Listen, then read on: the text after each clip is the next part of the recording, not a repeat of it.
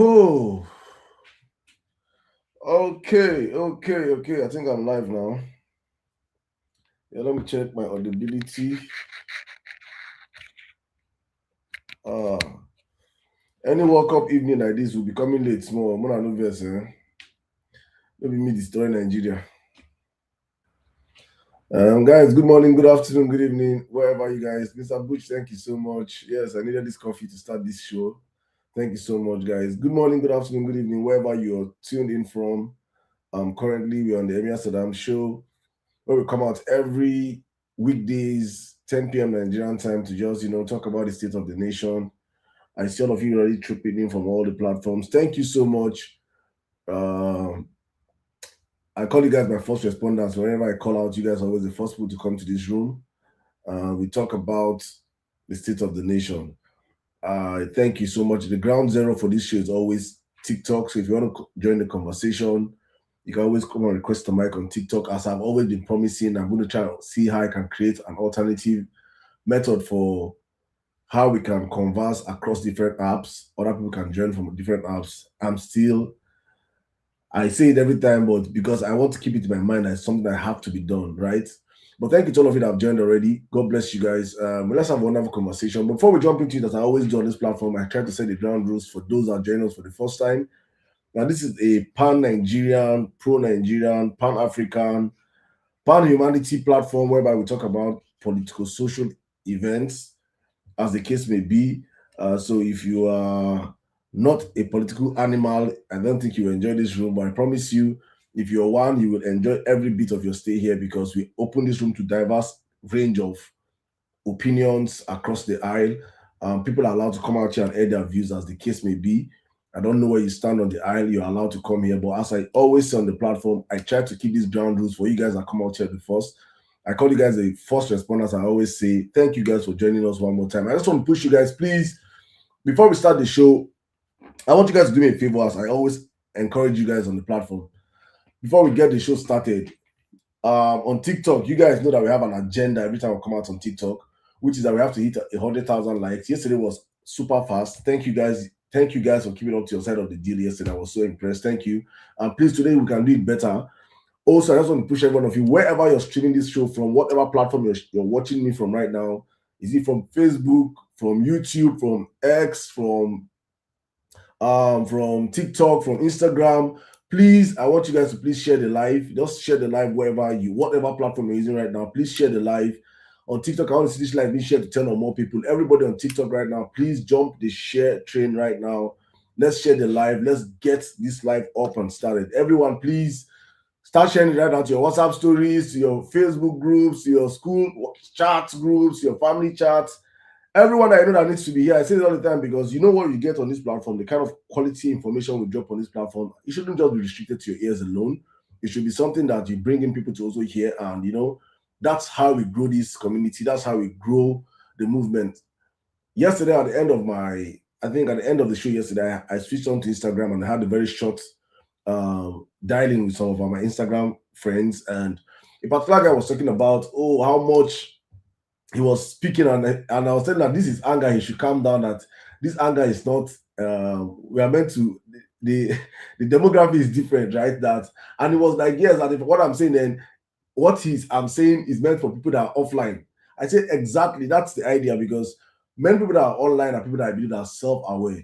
Not all, but many of us on social media are conversant to the conversations, right? We know what it is. We know what has to be done. We know we are not we might be delusional, but we cannot say that we have not seen or heard, right? So what it is that we that are online are meant to be like cannon folders, as the case may be, or I call us mini media centers that we of online should take the message from online offline.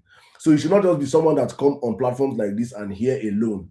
You should not just be someone that come and get information like this and hear alone. You should be someone that get this information, take it back to your family group, your WhatsApp stories, your family chats, your friends. The information you get here is what you pass across. Because one thing I am certain of, and with the topics we'll be discussing today, you understand why I'm saying what I'm saying, is that we're up against a well-oiled system. We're up against a well-structured system. We're up against a well-monetized system. That the great thing that we have for us going is that we are decentralized, right? And when we're decentralized, that okay, we have a fighting chance. But even while we have a fighting chance, we are still like 7-0 behind this fighting chance. Imagine you going to a match and you know you're already 7-0 behind. You're just hoping that you can do something, right? It is not guaranteed. So it is up to us to understand that the people that we're up against have the structure of a well-organized media, both the print and mainstream media that are in control of it, so they can circulate the kind of information that people that we need, that needs this information we're passing to right now, might never get it if you don't take it to them. So tomorrow you're in the bus, you ignite a chat with somebody next to you, and you're telling the person, I hope you have got your PVC. Oh. The person even they talk say that people in Nigeria don't even know that PVC drive is on going on right now. That people in Nigeria, I can bet, I don't even know that there's a PVC drive going on right now. Because the people that are in power currently do not need their PVCs to win elections. The people that are in power do not need them to be aware that they need to participate in the next electoral cycle. They don't need that. They don't need the populace to be well informed. So it is us that have to get this information and take it out and propagate it. Use every medium. There's no reason why you should have a WhatsApp, you should have Facebook, you should have Instagram, TikTok, Twitter, whatever platform you have. You have family, you have friends, you have neighbors, and you're not a medium of information being spread to these people. You are part of our problem. I don't know, maybe you're not, maybe you don't know, but I'm telling you today so you know you can change from tomorrow. Please, you have to be, just don't look at expecting that Nigerians will know. That's what I was telling my friends. My brothers, I said, you don't exist. Every Nigerian does not know. I say, no. That's the biggest mistake we make. Thinking that Nigerians should know. Thinking that Nigerians should be angry enough. Thinking that Nigerians should be hungry enough. Thinking that Nigerians, no. The way the system has been created in Nigeria, and that's why I said that's why I'm sacrificing what I'm doing right now, because I understand how the system works. I understand all the structures that have been kept to make sure Nigerians never rise, right? Their systems have been created to make sure that we never rise above where we are today. Both coming from the foreign, that people that are all fixated on saying that it is all external structures that have been created. I believe that, yes, there is an external angle to our conversations, but mainly the participants of why our problem is how it is today is because of the internal factors, which we, as the people, don't even know that we aid and we abet. And that's why I keep encouraging you guys when I come on my platform, when I start this show, please, I tell you, please share the live, please repost the live. It's just part of my own way of saying, let's get more people to come into these rooms. Let's get more Nigerians to hear this thing we're saying. Let's get more Nigerians to participate in this kind of conversations. Many Nigerians do not care about these things. I'm not going to say, yes, it's the World Cup. I didn't watch the World Cup. I just finished World Cup. That's why I was starting the show late, actually. I just watched the match. And, it shouldn't stop you from having your social angle to life. It shouldn't stop you from having your personal part of life, but understand that when you're having, it's just like saying you should not eat. You will eat. You can do everything you're doing, but understand that the most important thing in life, Nigerians have to understand this, is politics. Politics is the most important, apart from God, apart from your faith. For those that believe in God and those that don't believe in God, apart from your faith, the second most important thing that will affect you directly as a human being is politics. So if you don't do politics, politics will do you. If you don't play politics, politics will play you. If you don't care about politics, politics cares about you. If you're not interested in politics, politics is interested in you. And if you don't participate in politics, politics will participate in you. That is the truth. And the earlier you wake up to this reality, the better for us. The earlier we as a people, which is where Nigerians are lagging behind.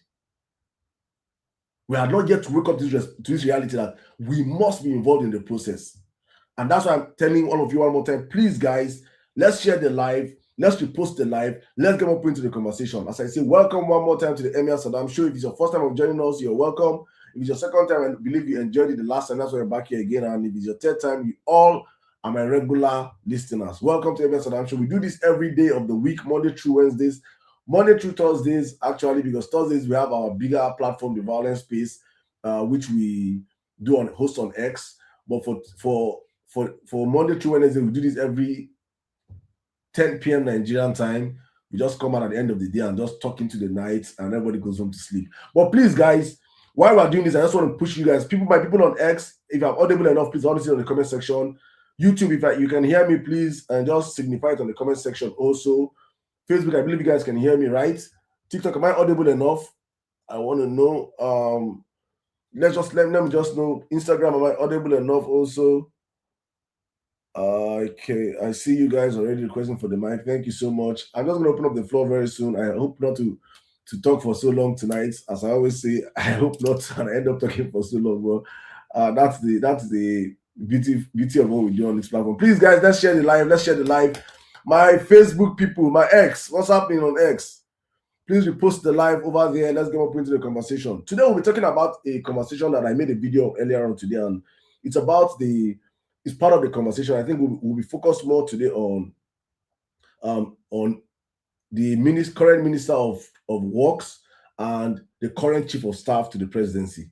I think these are going to be the foundation of our conversation. Yesterday we talked about the Oyo State's whole kidnapping fiasco and everything, and how I believe that it was staged. And I might just probably pick up from that into this conversation. These guys don't even know how to hide it anymore. For a woman that spent 50-something days in captivity, they have not even allowed her to spend 48 hours rehabilitating herself, getting back herself. They have already carried out to the media, doing media rounds already. For a woman that spent such hours in captivity, I believe that this is coming from the psychological angle of humanity now, because I believe that we're dealing with human beings, not robots. We are not robots, we are human beings. For someone that has been in captivity, there's no meant to be this shock effect on seeing people first in the first place. There's going to be this trauma that they will be passing through currently, that the last thing they want to do right now is to be doing media rounds, except as usual it is stage managed to create the narrative in a certain way. And that's all I've been seeing. So that I just want to piggyback to that, because when I woke up this morning, I was seeing videos of the whole woman media rounds, asking questions, and ending with, I want to see my husband. I'm like, oh my goodness, come on, man, let's get serious in this country. These guys don't take us. These guys do not. My anger, I say all the time, that APC do not rate Nigerians. They don't rate us because they look at us from the prism of how they see their APC supporters. So when you see the way these APC people think, they'll be like, now nobody so these people they think. That's all of Nigerians go they think. Nigerians don't have sense. They don't understand that some of us go back, we sit back, and we think. We just don't swallow any headline, hook, line, and sinker. We ask questions, we interrogate for ourselves. We ask because there are things that are so visible to our eyes. So everything that comes out from the government is not true. The government is not programmed to like you. This is the consciousness of my heart, that whatever I see from the government, I know the government does not like me.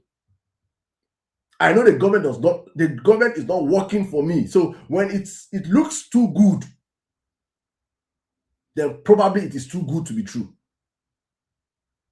When you start living with such a mindset, you now understand the people that are currently championing the affairs of our country, how diabolical they can be, how they are all centered towards propaganda. I broke it down yesterday on the show yesterday. I don't want to even speak much on it because I said a whole lot yesterday. For you to understand the current man in power, how invested he is into propaganda.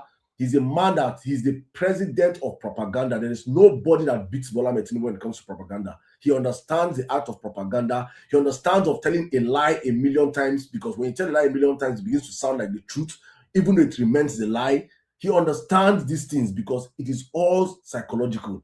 Keep telling them, keep showing them. One day they will think it is true.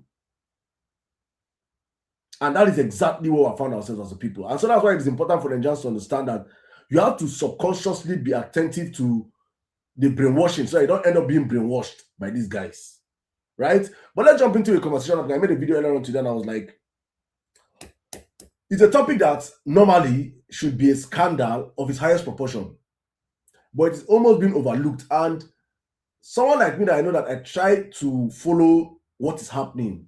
Thank you so much. I try to follow what is happening what is the trending story, what is happening, because I like to bring it out for my audience. Many of them are my audience on other platforms that are not on X. Do not follow up with the news, because on X you can get like 5 major headlines a day, and maybe 1 or 2 just go ahead. We go viral. The rest will just go flow under the water. So I try to look at for those ones that flow under the water, that are not getting the virality it deserves, and I try to bring it out for other people to see on other platforms. And one of the news that happened on the 27th of last month, I think 27th of last month, that's we're on the 12th though. Make una see how far this news don't do. The news is almost being buried though. 27th of last month. Today is 14th. That is almost 2 weeks of this thing happened. And in this period of these 2 weeks, this man that is in the center of the storm have actually come out to make public utterances challenging the candidature of Mr. P2B. A girl and her friend from Kaduna State went to visit this man. I don't know the details of what happened. But all I know is that a young girl in her early 20s went to see the Minister of Works and died in his house. They found her naked dead body in this man's house. They did not call for the police to come in. They brought ambulance and took her dead body out and tried to, I think, cover it up. But one way or the other, the story came out. And it is a conversation that no mainstream media is talking about today. Nobody is bringing it out. It is just a conversation that is just spreading across social media, just talking about it, and all of a sudden, that girl might never get justice. Why? Because the man is the current serving minister of the Bola Tinubu's administration. As I always say, a country whereby there's rule for A and there's rule for Z is not a country. It is a zoo. In every country, there must be rule binding for every Tom, Dick, and Harry. That is why I said yesterday, and I'm saying it again, that one of my greatest draw toward Mr. P2B is when he talks about the rule of law being an intangible asset. People don't understand this. That I, Sirdam, as I am right now, no matter what I attain in life, no matter where I get to in life, no matter how big I claim to be in life, no matter whatever I get in life, if I commit a crime, the same punishment that's going to be meted to me is going to be meted to the poorest of the poor. There is no rule for Sirdam, and there's no rule for Mr. P2B, and there's one rule for Abdamu. The rule is binding for every Tom, Dick, and Harry. That is how you change a country. And these are things that are not something you use 10 years to do, or 5 years to do, or 1 year to do. These are what they call low-hanging fruits in governance. This is something that Tinubu can fix in 2 months. What is in 1 month of becoming president? You empower the judiciary to the point where they become so independent and they understand that in my time as president, the rule of law is sacrosanct on every single person. So if you as a minister, a lady dies in your house, the same treatment that will be treated, it will be handed over to Olu or to Musa or to Emeka, that is a nobody, that they found a dead person in their house, will be handed over to you. No any special treatment. That is how you build a nation.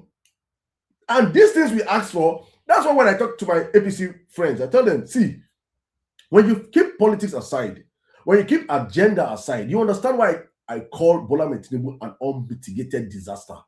He doesn't understand these things. The thing is by building roads. The thing is by taxing people. The thing is by doing all these lushy projects that you can use and deceive people. No, there's something to fix Nigeria. You have to fix institutions. You have to create policies that will outlive you as a person. Not building roads. Any Tom, Dick, and Harry can build roads. It's the illiterate in Edo State. He's building flyover. In fact, the flyover that turned into an amusement park. In Edo, then they go snap a picture. Then they carry children, go fly over, do video. They carry them and say, when I go see flyover, wake up the bid for that. Anybody can do these things. Anybody can build these things.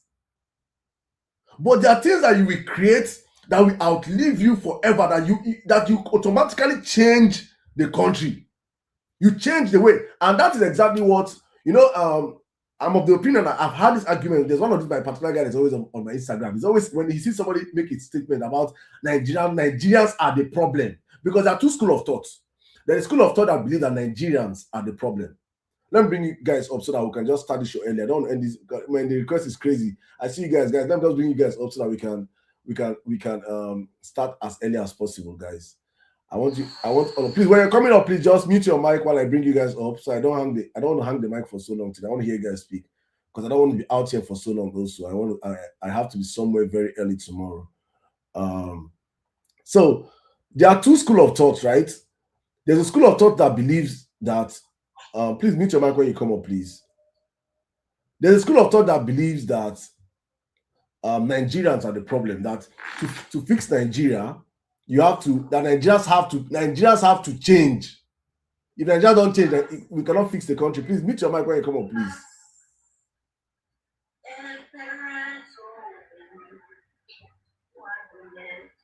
Please, mute your mic. I know you. Please mute your mic, please, when I bring you up, please.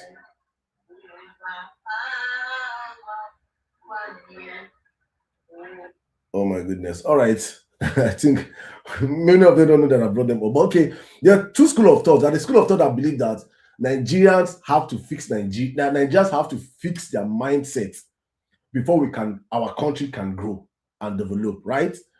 And there's a school of thought that believe that I'm of the school of thought that believe that Nigeria have to fix the system before the people's mindset can shift. And my school of thought, and the way I think is because it is easier. You can choose if you're waiting for 200 million people to change their mindset before Nigeria can get better. Nigeria will never get better. You're just making excuses for bad governance to continue. You're just creating more excuses for criminality to thrive in the country. Then you now say, they are all the same now. Can't you see? Nigerians are greedy. Nigerians are lazy. Nigerians are thief. Nigerians are that. You're not sure. It is easier to make excuses for with Nigerians on that angle and absolve the government from their rules. But I'm of the school of thought that believe that when you fix institutions, when you fix systems, the people that live under the systems must automatically adapt to those systems. Let me give an example. The Minister of Aviation came out in his bid to counter Mr. Peter Obi, brought out a video, and he said in his tweet that it is good that we have CCTV at the airport. Like, it is something like that is an abnormal. Oh, we have it. Thank God. Like, thank God we have CCTV in the airport. And I'm like, oh my goodness. We are meant to be a country whereby there is CCTV every single strategic place in the country. It shouldn't be something that you're thankful to God for.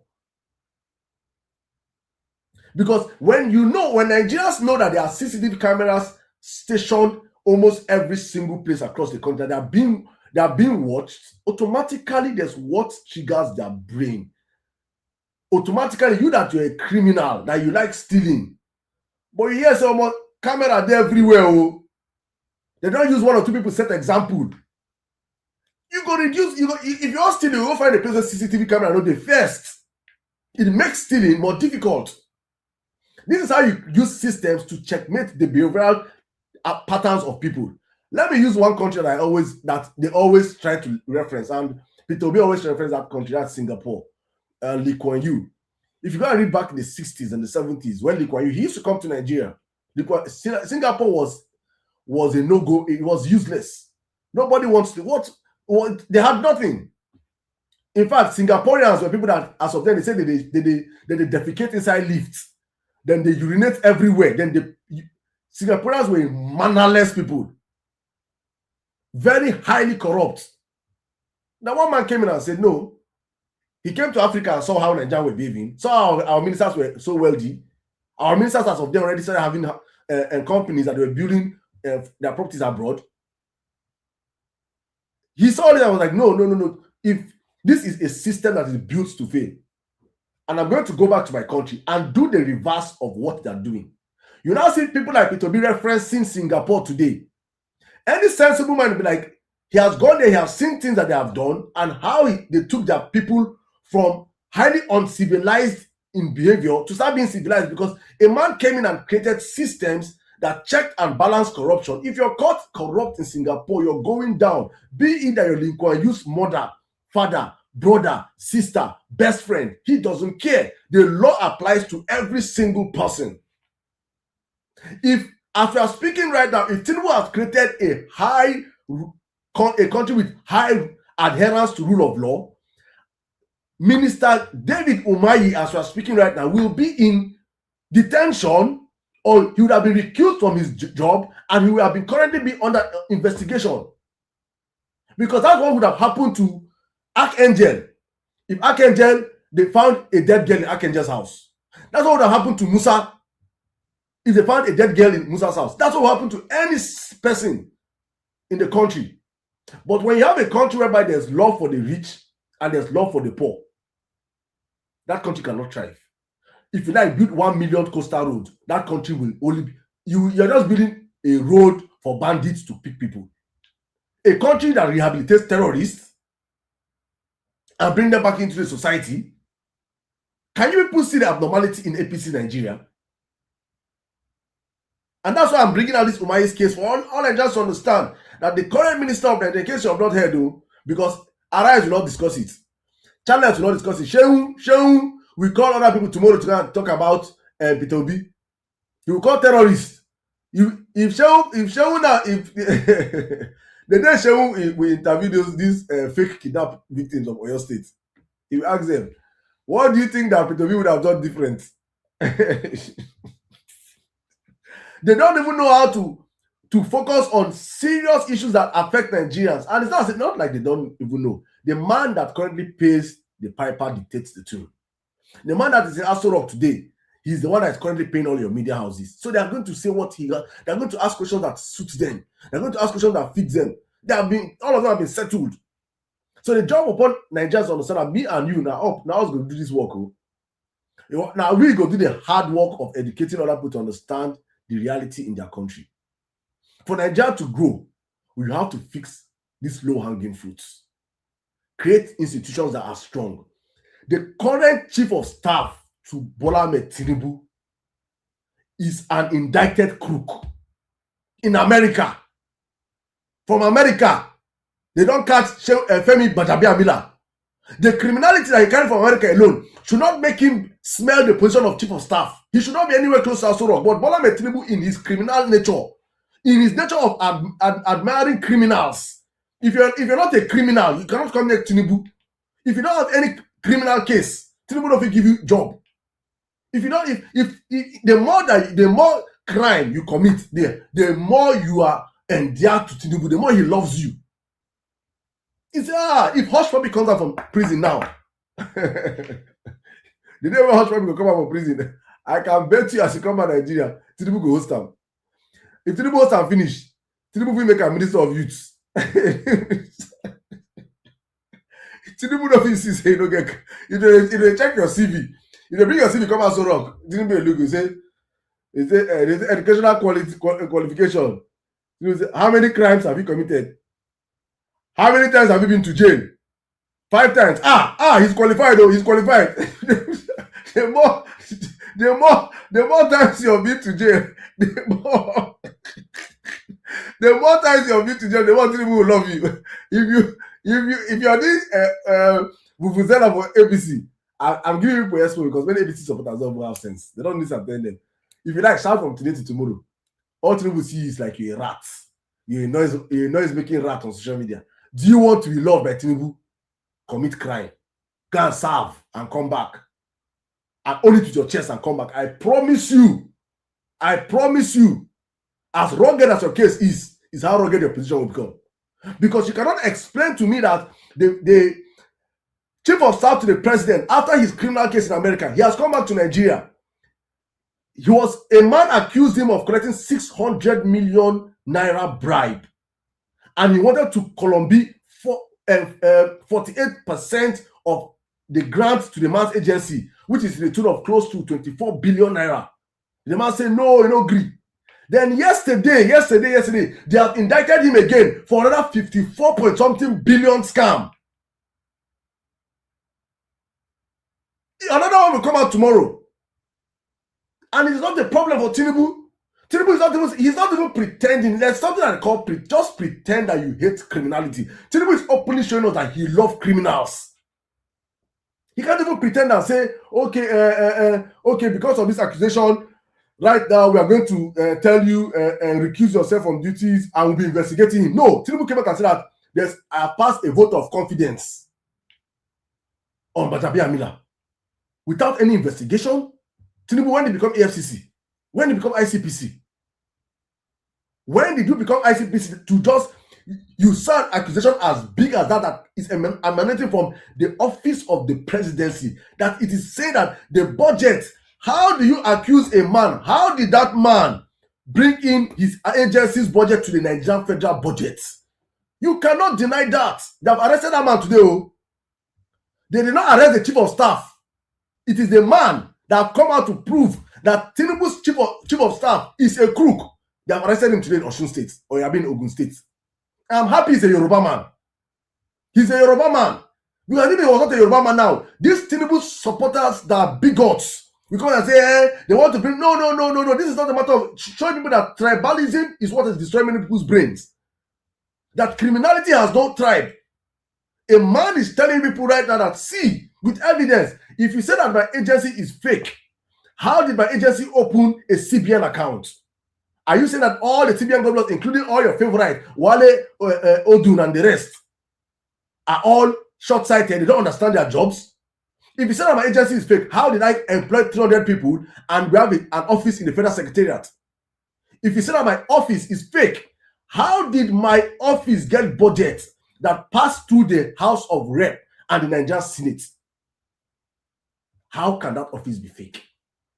Tinubu did not care to investigate any of these things. He just woke up and said, there's a vote of confidence. I have a vote of confidence on my chief of staff. Oh yeah, now, 7 days after, they have indicted the chief of staff again. You still come out and defend the chief of staff. Because the truth is that Tinubu loves criminals. Simple and short. And that is why for Nigerians, if you love your country, if you love this your country called Nigeria, you will do everything possible. If you think this is not a matter of agenda now, this is a matter of the survival of our country. Can we survive this set of criminality? Because one thing they are doing right now is to make sure that they weaponize, they elevate crime to an exalted position that all you can think of doing is to be a criminal to survive in Nigeria. At the same time, they're destroying education. Look at what they did with WAEC. They have increased WAEC to 50,000 naira. After cry, they reduce it back to 27,000 naira. But that is a guarantee. I can bet anybody right now, let's bet it. If Tinubu by mistake reads himself back to power in 2027, I promise you guys you pay that 50,000 naira for WAEC. We must, the reason why they rescinded that, the same way they rescinded the tax is because of these elections. They want to just, let them just by mistake, Nigerians are stupid enough, allow these criminals come back to power. Now remember, Sister Sirdam talking. Welcome to the show, guys. Welcome. Let me put up the live right now. Mr. Butch. Meanwhile, before I bring you Mr. Butch, just a minute, please. Guys, please, let's power tap the live. Please, let's share the live. Let's power tap the live. Everybody tap, tap, tap. Tap, tap, tap, tap, tap, tap, tap, tap, tap. If you're joining us on other platforms right now, please, you can share the live wherever you are watching from. Please, if you're on X, please share the live, repost the live. For people on Facebook, please share the live to your pages, your stories. If you're on YouTube, please also share the live. I just want to make sure, please, when you come up to speak, please mute your mic while you come up. If you're requested the mic, just I'm going to send you the mic. So just be conversant of the fact that you might already be called up to speak. I want to open up the floor right now so that our people can speak. Thank you guys for joining us. It's the Emir Sirdam show where we talk about politics and the social economic ways of our country. Let's open up the floor right now with Mr. Butch. Mr. Butch, can I hear you in 5 minutes, please? Thank you. All right. Good evening, everyone. So, every day I think about Nigeria. It's so interesting. Like, it's more like I'm watching a movie. A lot of things are happening, and simultaneously, that's the funny thing about it. Okay, so why you started, I didn't know you've actually talked about this or your thing, because I've been thinking about it. And when I think about it, it's so troubling because I've had first-hand experience with, people being kidnapped, those who love, your loved ones being taken away from you for some time. My brother was taken away, shot and taken away for 4 hours, and I know how much that thing traumatized me and my family. Yeah, we were able to find him, rescue him within 4 hours, but even for days and days after that event, suddenly we'll start crying because I kept on imagining what he would have gone through. Because he said he thought they were going to kill him already because they already shot him. He was bleeding within that 4 hours, put him in the boat, took him away. Then everybody was searching for him. Then I also want to compare those who watch another man being, being beheaded, spend loads of days, and they are so sound, and it's it's just amazing. What God cannot do, it does not exist. But it's just the emotional intelligence is so absent. Even if they want to do something, there's a way they can actually create the scenario to make it look a little bit real. There's nothing about the release of these guys that look real, honestly. Except those guys who are being fed. Although somebody came out and said that the woman said that they weren't treated badly, which could look like true. But then does it mean that one clothes that they wore had to look that neat till they come back? And no, things that could draw attention to people. It really does not make sense at all, in this country. And then, like you mentioned, I saw the video of the man with, they said they opened a fake agency. He was actually picked up, and they are questioning him. Everything in Nigeria is happening upside down. That's the truth. The truth is that the man who is being accused is the one they should be questioning at the moment. They've not come out to say the man took money that he wasn't giving. They're just saying that he had opened a fake agency, which means the man has power to enter federal government, insert something into the budget, and the thing gets approved. I know. So, but my interest in this whole thing is I hope the Nigerians are seeing what is going on, because the funny thing is that as far as Nigerians are not seeing it, the government, they are not worried about it. If it's just me and you who sees this problem, they are not worried about it. But if more persons can see and start seeing what the government is doing to us, they make us sound stupid, they make us look stupid with the things we support. But if you come to comment section, come to online and see what people are supporting, you'll be wondering if these are the same people you are sharing a country with. And it's so annoying. It's so annoying. So we should begin to ask ourselves, is this what we planned? I watched a woman's video. But I know once in a while I come across a video who was actually supporting the hike in the wire fee and all the rest of them. What that woman didn't understand was she was saying that people were accusing her of collecting money from APC. However, she's going to let people know how much she has collected, as far as Nigerians are not ready to think. But that woman, the one thing she does not know is the fact that the country she was referencing to make more money. Somehow, they provide a whole lot of money to the people that what they pay is nothing to them. You can't use it to compare Nigeria. For instance, minimum wage is just 70,000, and someone is asking you to pay 50,000. Probably if you have more than one children to take care of, someone is asking you to pay 50,000 for them, and you said it's okay. Now, this woman cited United Kingdom as somewhere they were paying about £200 per subject and all the rest of. Does she know how much those guys are being paid at work? That particular amount, someone can actually make it in a day. That's a day salary for some persons. And she's confidently comparing some of these developed nations with what is going on in Nigeria. It does not make sense. Say that Nigeria should concentrate on the quality. Personally, I'm also looking at also the quality of education in Nigeria. And I know that it's not all part of Nigeria that is that bad. I for one, studied in UNM. I was thinking UNM wasn't doing well until I met other schools. And I knew that we actually were doing well in what we are doing. So it's not all part of Nigeria that was bad. But the interest is that if government does what is wrong or what affects more person, we should be able to come out and say the truth and say this thing affects more person. It does not make sense. For instance, this hike in fee. And just like you mentioned, if we ever put these guys in, I think it will be more than 50,000 by the time we come back in like after 2027 election, it will be more than 50,000 because whatever they are doing in these countries, whatever that takes money away from people, I've been watching it take away fuel subsidy. Everything that takes money away from people is what they are doing every single day. All right. And I don't understand why people keep supporting them because you are seeing it happen. Now, Mr. Butch, your time is up, so I'm just going to give you in 30 seconds. You could just wrap up, please. Just be mindful of your time, please. But thank you. Oh, sorry, I wasn't watching that. But no problem. I'll keep my thoughts. If I have an opportunity again, that'll be fine. All right. I'll keep you up here. I'll keep you up here then. All right. Thank you very much, my brother. Thank you. You see, it is the same way they came with the Nel Fund scam. You come into presidents, you come into as president, education that was well subsidized and cheap for Nigerians. You come in and you destroy everything. You jack up the school fees. People that were paying 50,000 naira school fees start paying 400,000 naira, and all of a sudden you say you're giving them Nel Fund.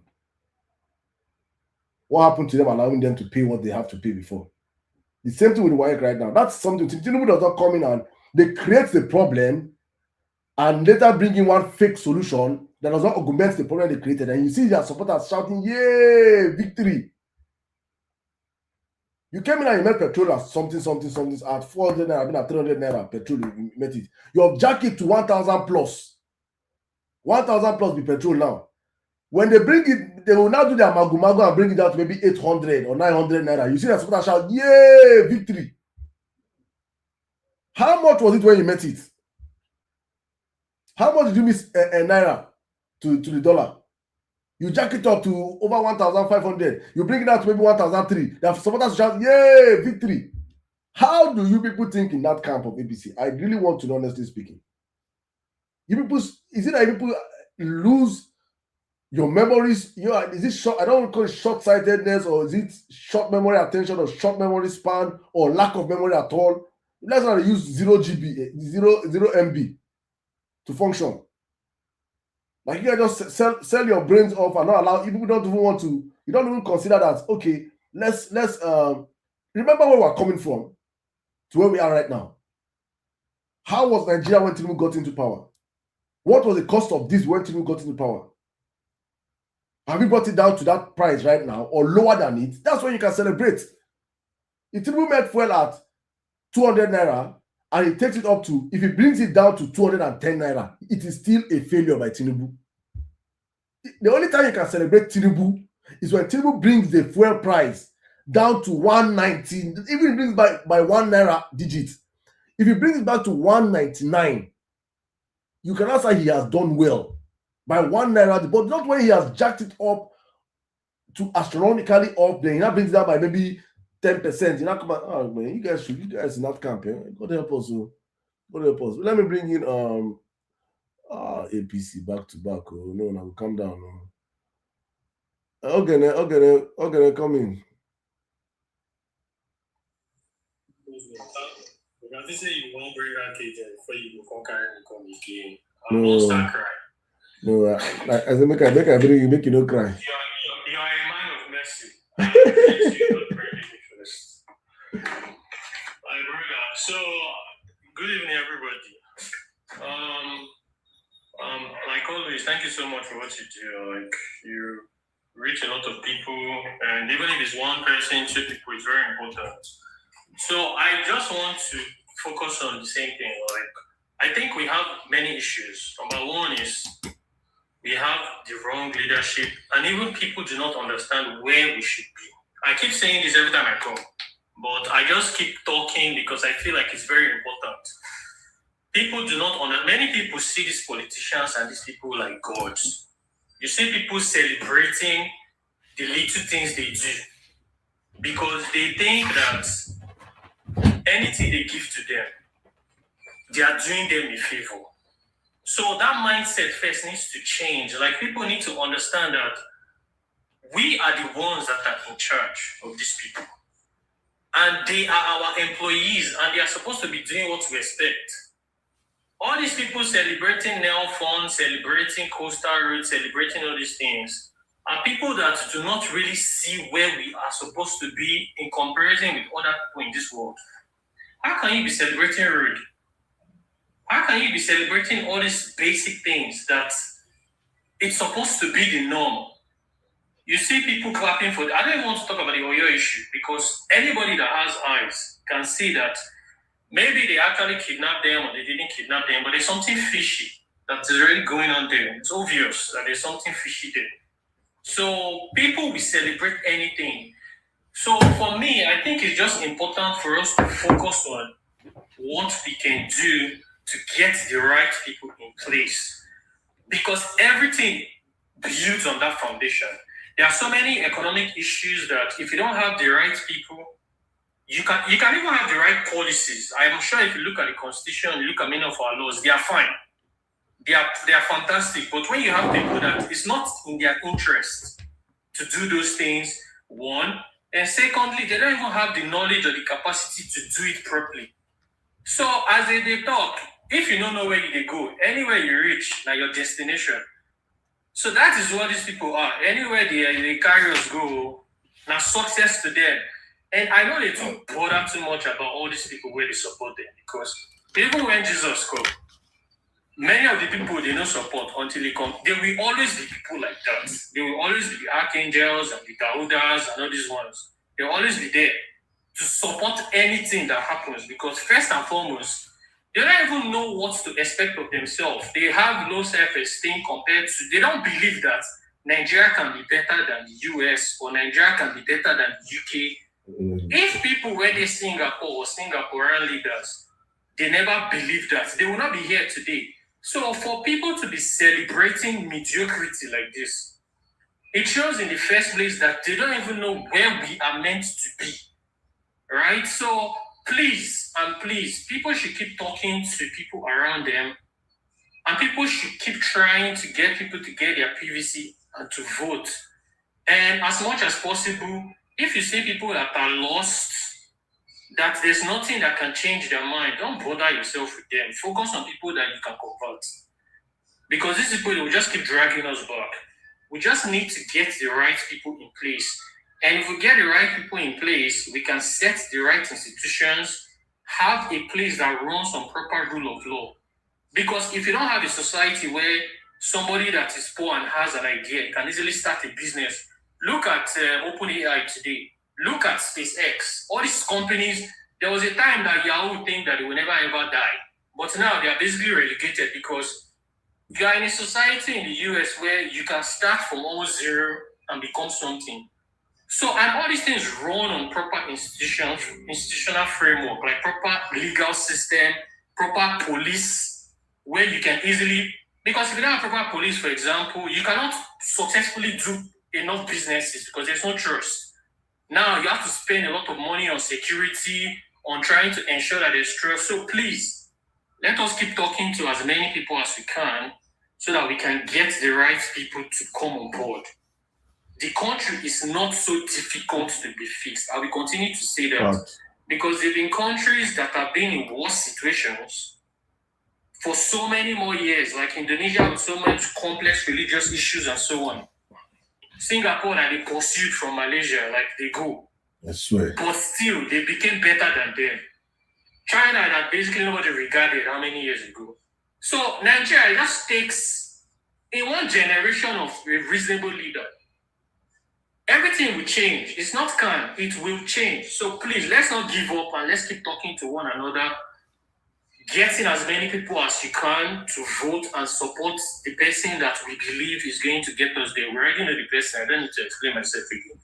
Thank you so much. Thank you very much, my brother. Thank you. You see, why it's important we keep using these countries as references for Nigerians because we let them hear it. They will keep hearing it.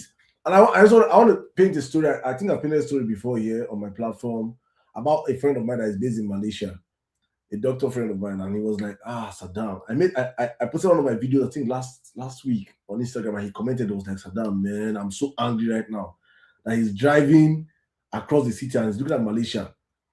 For context, you heard my brother again just say right now that Malaysia pursued Singapore out. Singapore was a useless. There's nothing. They say nothing good can come out from these Singaporeans. Leave. You people are useless. Singapore came out and turned out to be a world-class first world country. Malaysia can't be behind the same thing that happened. Malaysia now can't come Nigeria. Malaysia come collect, come Nigeria, come say how far Nigeria. Wetin dey happen for this in our country? Real life story I'm giving you guys. So Malaysia come collect Nigerian palm oil, our palm kernel. Carry our palm kernel, go back to Malaysia. Come begin the plant am. As we speak today, Malaysia are the second largest exporters of palm oil to the world after Indonesia. And they actually right now they export over 30-something% of the palm oil the world consumes. 30-something, I think 38% or 32% of the oil. Somebody please help me and fact check. Either 38 or 32% of the oil the world consumes comes from Malaysia, comes from Nigerian palm kernel in Malaysia. We will get the palm oil. We dey import palm oil. We no fit export. This is that taking Nigeria from consumption to production mantra, Mr. Peter say. This is what Tinubu cannot fathom in his brain. His brain is empty. A Tinubu does not understand what I'm saying right now. He can, all the things of his build roads. My zombie will hail me for roads that they will never be able to afford to buy cars to drive on those roads. Build high level places, Eco Atlantic. If you add all Tinubu supporters together, their fortune, their inheritance, their pension, their lifetime inheritance, all their money together, they cannot buy a plot of land in Eco Atlantic. All the supporters together. Akendelo, Daudao, and all of them, add all of them, their descendants. Now if you buy a plot of land for Eco Atlantic, what are you celebrating? Celebrating what you cannot achieve, what you cannot benefit from. All you see is building. You cannot, you don't feel it there. That is Tinubu for you. He creates an illusion of grandeur that what you cannot see, you'll be celebrating. The reality is that policies that will affect your life, that's so that you can be an investor in your own country, you know, create them. What has Tinubu done for cash crops in Nigeria in the last 4 years? What has he done? Tractors that they brought, the 2,000 tractors they brought, up to today, they never deploy them for farmers. Till today. All propaganda, all lies, all boju Oluwole politics. Politics that cannot take you anywhere. That is why if you tell us to go and cook akara and kuli. A country that other countries have come into our country and collected what God gave us and went to turn their countries to multi-billionaire countries.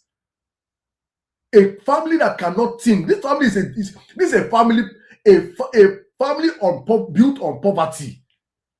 If there are not poor people, Tinubu cannot exist. So therefore, for a Tinubu dynasty to continue to grow, there must be a continual servicing of poor people in Nigeria. There must be the poor for there to be a Tinubu. Because if you're not poor, if you're average, it means you can afford to go to school. And if you can afford to go to school, you understand that it is a crime for the first lady of a country to be advocating for the women of her country to be selling akara and kuli and abado in 2026.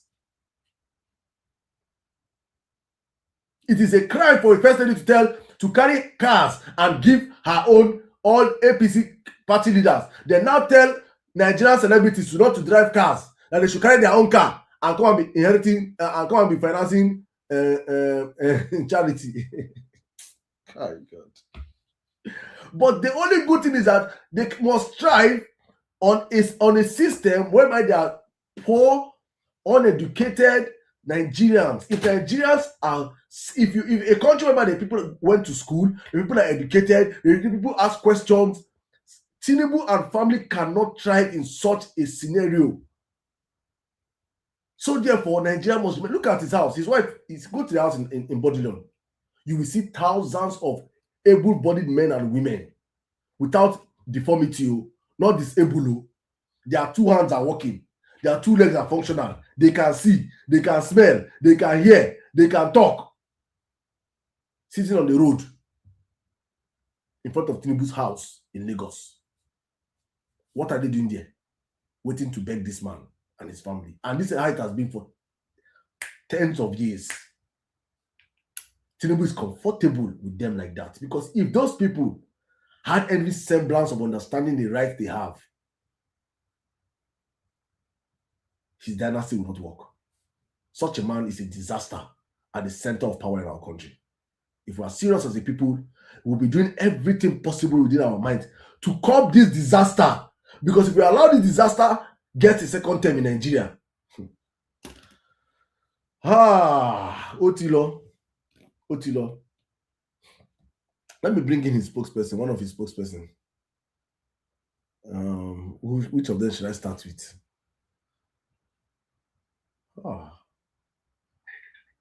Okay, I think Akenja came first. Spokesperson Akenja to the disaster team. Welcome, please. Thank you very much, Mr. Sirdam. My brother in the opposition. My brother in the opposition that are currently partyless. They don't have party. They have candidates without party. It's understandable. But here's the thing. Let me quickly start with this Prince guy. Well, everybody knows all over the world that Honorable Femi Gbajabiamila is a man of high integrity. Okay, a man of high integrity. Who is small for this? Last year, Mr. Femi Gbajabiamila has petitioned this fake ministry that we don't know who you are. He has wrote a petition for that ministry to be investigated, to know about the whereabouts of this ministry or the come about of this ministry. This particular ministry, I think they burst their bubble when, though this information I got it from VDM, I think VDM said he had a conversation with him. So I saw it on VDM post that this Prince Femi, whatsoever his name is, VDM said he asked him, they said he sent a name of group of people to US Embassy so that some people in their ministry will have visas. So US Embassy then had to contact presidency, which got to Mr. Femi, Honorable Femi Gbajabiamila. And when Honorable Femi Gbajabiamila look at the ministry and the set of people there and look at the ministry under the legal purview of Nigeria, he discovered that this ministry is unknown. And when he discovered that this ministry was unknown, he petitioned the ministry, said police should investigate, and they investigated. That was what led to the advent of the news you are seeing today. Because he's then coming out. And during that time, this man was detained. And it was in the period where he was detained, I'm quoting VDM because VDM spoke with him. During the period this man was detained was when they moved the ministry into the national budget. That was when he got to the national budget. So now the question you want to ask is, this man is not working alone.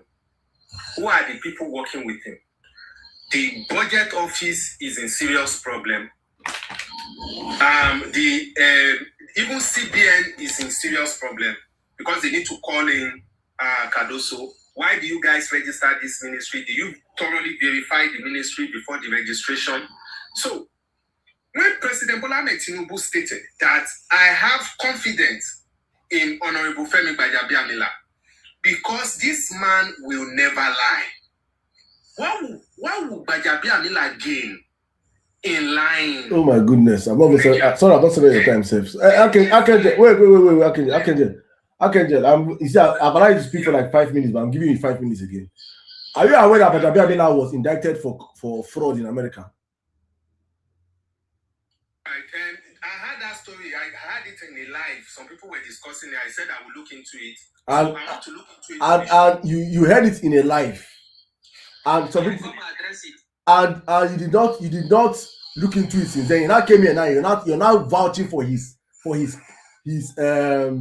character as a person. You say he's a Honorable Femi Gbajabiamila is a honest man. But you were on a live where they said that he was indicted for crime. Who they snuff for that your room now? How many people did that your room? Go for there now. See, Mr. Sirdam, one thing I've noticed about Nigerians, especially the people in the opposition, basically, that's the same way they twisted the issue of President Bola Tinubu for official case. Hey. They changed it to that it was selling powder. You know, that kind of thing. So they can twist anything. So I would like to look into it.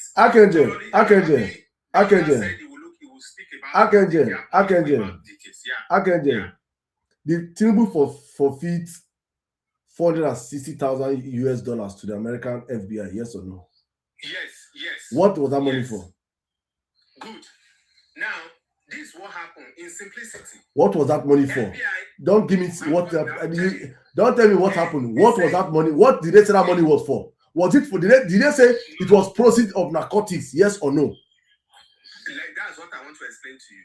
Did they say, not explain to me? Did they say it was proceeds of narcotics? Yes or no? The money was a proceed of narcotic from another person who kept it in Tinubu's account. so wait. So Tinubu na as a man. You said what? Tinubu na as a man. No, not as a man. It's just like in those days, friends usually give friends money to keep for them. It still happens today. So somebody is under investigation. Please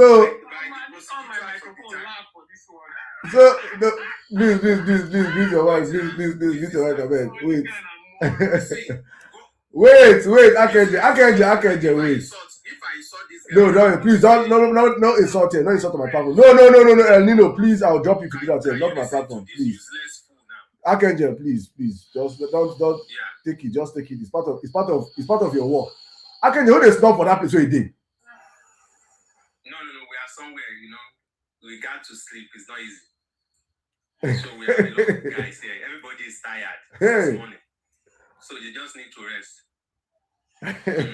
Good. Akenje. Yeah.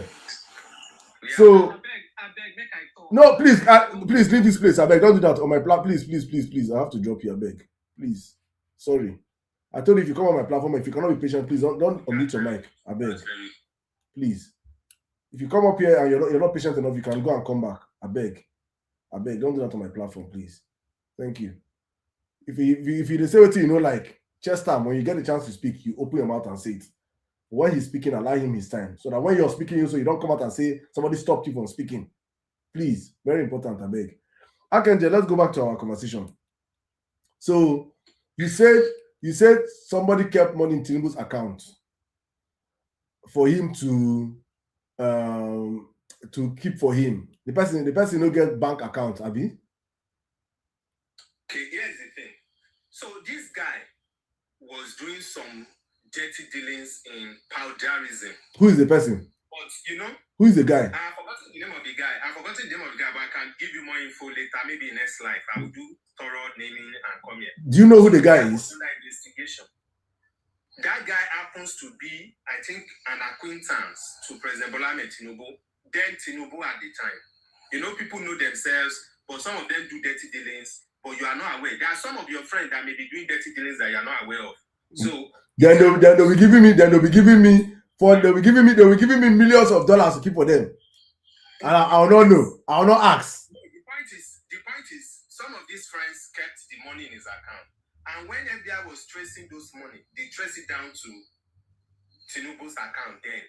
And they said, no, you need to let this money go because it's a proceed of narcotic from this person we are investigating. And Tinubu let it go. Yeah, he can't hold on to it. That's why he forfeit the money. They have to take it out of his account. So I don't know why people are twisting the whole thing. So they make it look as if it was Akenje. Yeah. A friend of a thief is a thief. If you're an accomplice to what a friend of a thief is a thief if you're an accomplice to the crime of the thief.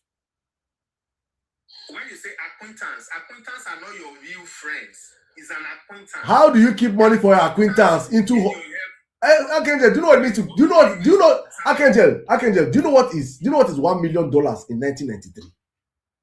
In the 90s. It is $1 million that was in account that they forfeited $160,000. The other money in that account belongs to Tinubu. His mom too saved money with him. He explained it in that case now. He highlighted it in that document now. Those other money as his own money. But those one that came from the guy was the one he forfeited. Akenje, do you know that Tinubu's nickname is called Bobo Chicago? Chicago. Do you know what? Do you know people on the street of Chicago that know him as Bobo Chicago for what he used to do in Chicago? Do you think Tinubu is an unknown personality? No. President Bola Ahmed Tinubu went to school in Chicago. He's a man that respects the rule of law. You same person called him CIA asset. So a lot of things that we don't even believe you guys.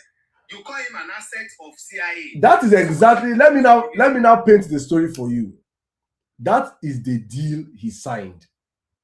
That is his deal that he signed, that he's going to be an asset. And the same thing, the CIA #1 black site in Africa is where, guess. I can just guess where CIA black site, the biggest black site is in. I don't know where CIA black site is. The biggest CIA black site in Africa is in Lagos. Their ground zero of operations is Lagos State. There's a reason why Tinubu went back. There's a reason why let me help you. There's a reason why Tinubu went back and they allowed him to become senator of Lagos and allowed him to rise to the point of governor of Lagos and allowed him to remain in Lagos as the governor. There is a reason why, because they are black sites. So when they call him an asset of CIA, there's I'm not coming to say that's what I listen. I 100% believe that because of the way he moves, of the way he coordinates, and of the way the CIA itself moves. That is the truth. Because there was a deal in place. I'm coming. Let me help you. Osama bin Laden was a CIA asset. I hope you know this. I hope you know this. I don't know about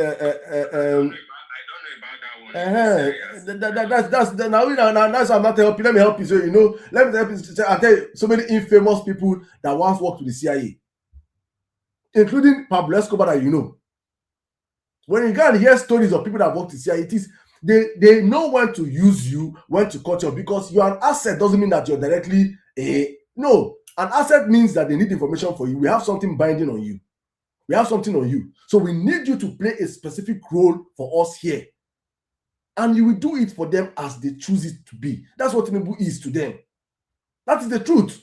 What's Tinubu doing for CIA? And where is that address in Lagos? That black site address in Lagos? Where? You want me to tell you the address? Don't be you, they cover your face. Use your face, open your face, then search it yourself. Then no. You want me to tell you? I don't know. Now what I hear, so their biggest black site is, in fact, they knew. The last question to you. How did Tinubu become? Tinubu is an accountant. He knows how to manage money. Maybe that's why those guys were keeping money with him. But here is the point I want to make. Tinubu is a fake accountant. Is this CIA that made Tinubu work at ExxonMobil? That he worked as a treasurer and even as an accountant for ExxonMobil, even right here in Nigeria? Is it as a result of the CIA assets? Exactly. Let me now help you now. When Tinubu ran away from America because of that case, he ran away from America because of that case. And they were not communicating via phone calls. The agreement was to come back to Nigeria and find a way to enter the politics and infiltrate the Nigerian system. Because as of that time, we had the military. And the military were not people that were following the agenda, the globalist agenda of the country. The military Abacha was anti-West. How do you think Nadeko was funded? The West were fighting Abacha. So Tinubu, they would have to put in their stooge to be giving them first-hand information from the country. Tinubu lied that he worked in Deloitte, America, and took that fake CV and came back to Nigeria and used that CV to get a job in ExxonMobil as an accountant. Facts. He had any record of accounting in America. He was an intern at Deloitte. He was never an intern at Deloitte. He never worked at Deloitte. That is a lie that they were lying, because Tinubu, they said that his salary in America, where they say he worked, was $2,500 monthly. How do you not accumulate over $1 million in your account? It could not be factored. It had to be shown that it was proceeds of nicotine transactions. People on the streets know this man. No, they didn't say like he just. That's not true. That's not true. Okay, Jay, let's go. But let's circle back to Benjamin. That case, that document, read it of that for official and everything. It analyzed all the money in his account, where they came from. They are all in that document. Go and read the full document. I've read the full document, and I'm telling you that it was proceeds of narcotics. It is well registered that it was proceeds of narcotics. It is not. There's nothing hidden there. Everybody know. That guy put in his account. It's not that that guy they were investigating put the money in the account. Which guy that guy now? You want me to tell you? You don't know the guy. Say that guy na popular southwestern man. Tinubu friend up to today. You don't know? He's an acquaintance. He's an acquaintance, not a friend. Why me Nigeria put the man name for me, sir, please? Host, before I drop, please. All this thing you are saying, they are your what they call conspiracy theory. My brother, please don't come up here and tell me my conspiracy theory, please. If you don't want to keep quiet and follow the conversation, or you leave, please don't come and tell me what is my conspiracy theory. Okay, it's okay. Please, if you cannot wait, you don't come up here. You saw other people on the line, and I know they get patient for these Tinubu supporters. You saw other people here, you wait. If you cannot wait, you go back, please. Please just give me a name of that guy. I can be somebody. I've tried to remember the guy's name. That was. Please, somebody give me that name. He's a current guy in Southwest here. Where we. So now, where is the guy today? Where is the guy? Akande, thank you. BC Akande. Where is the guy? One of them don't buy now. I think Moaz. Thank you. See his name there. Moses Akande. Name them Abiodun Agbele. All of them are Tinubu cartel up till tomorrow. Current time say and they give am money. I beg you, do this. I beg you, not they deceive us. I mean, please come back to Femi Gbajabiamila. Please, let's come back to Femi Gbajabiamila crimes, please. And David Umahi. Archangel, are you saying that you don't know that a girl died in David Umahi's house? I read the report. I saw the report. They said she's a physiotherapist. But I don't know, they said maybe they do massage in the house. It's not clear. The report was not clear enough to explain the job. Who are they massaging? Who are they doing physiotherapy for? Who need the service in the house? Is it David Umahi that need the service, or somebody in David Umahi's house that needed the service? So we still need more information to come out. Then we should know. I think police are investigating to know what led to the death of that lady, so we can have thorough understanding without missing words together. Because David Umahi was not around when the incident happened. Who said he was not? Who said he was not around? He's in the house. Who is in the house? He's not in Ebonyi now. He's in Abuja now. Who is in the house when the incident happened? They told them he was not in the house when his personal police ADC was there in the house. They said he was not in the house because in Abuja means they go in the house for Ebonyi State. So the time of the incident, I don't think he's in the house. If ADC are plenty now, do you know how many ADC? They said he was in the house. He was in. Look at it. See it in the conversation. Umahi was in the house when it happened. Well, do you know the people like defending criminality in the people's APC? Let the investigation come out. Let's see what happened. But he's not in the house, according to the report I saw. He was in Abuja. APC. Oh, Allah. Let's move on. Thank you. Let's see how it goes, really. No, I still have 1 minute. Permit me. You want to say something? Permit me. So here's the thing, guys. A lot of people have said a lot of things here regarding President Bola Ahmed Tinubu, regarding the incident of your children. It's sad that when these children were adopted, all of you were lambasting President Bola Ahmed Tinubu that he should have saved these children. Now, these children have been saved. The whole thing twisted to, is Tinubu planned it. Those children doesn't look like people they adopted. They are looking well kept and all the rest. They are even smiling. They are eating biscuits and all those things. See, I don't understand. When you see a woman who, even from the way she's talking, look at the picture of that woman. Look at the picture of that woman when she's alive, like within the community, enjoying her life, and now she's looking wretched now.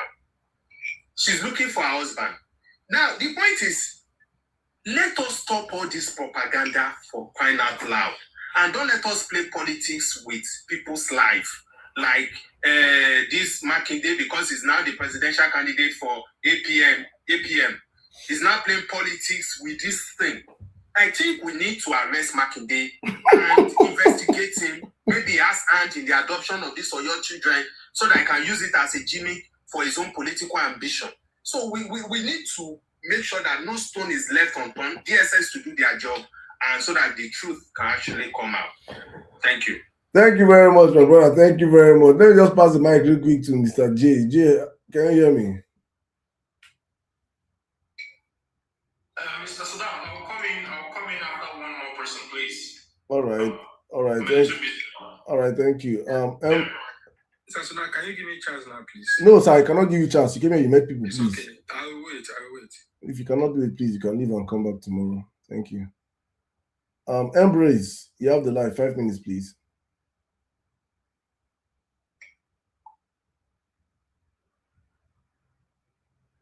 Embrace.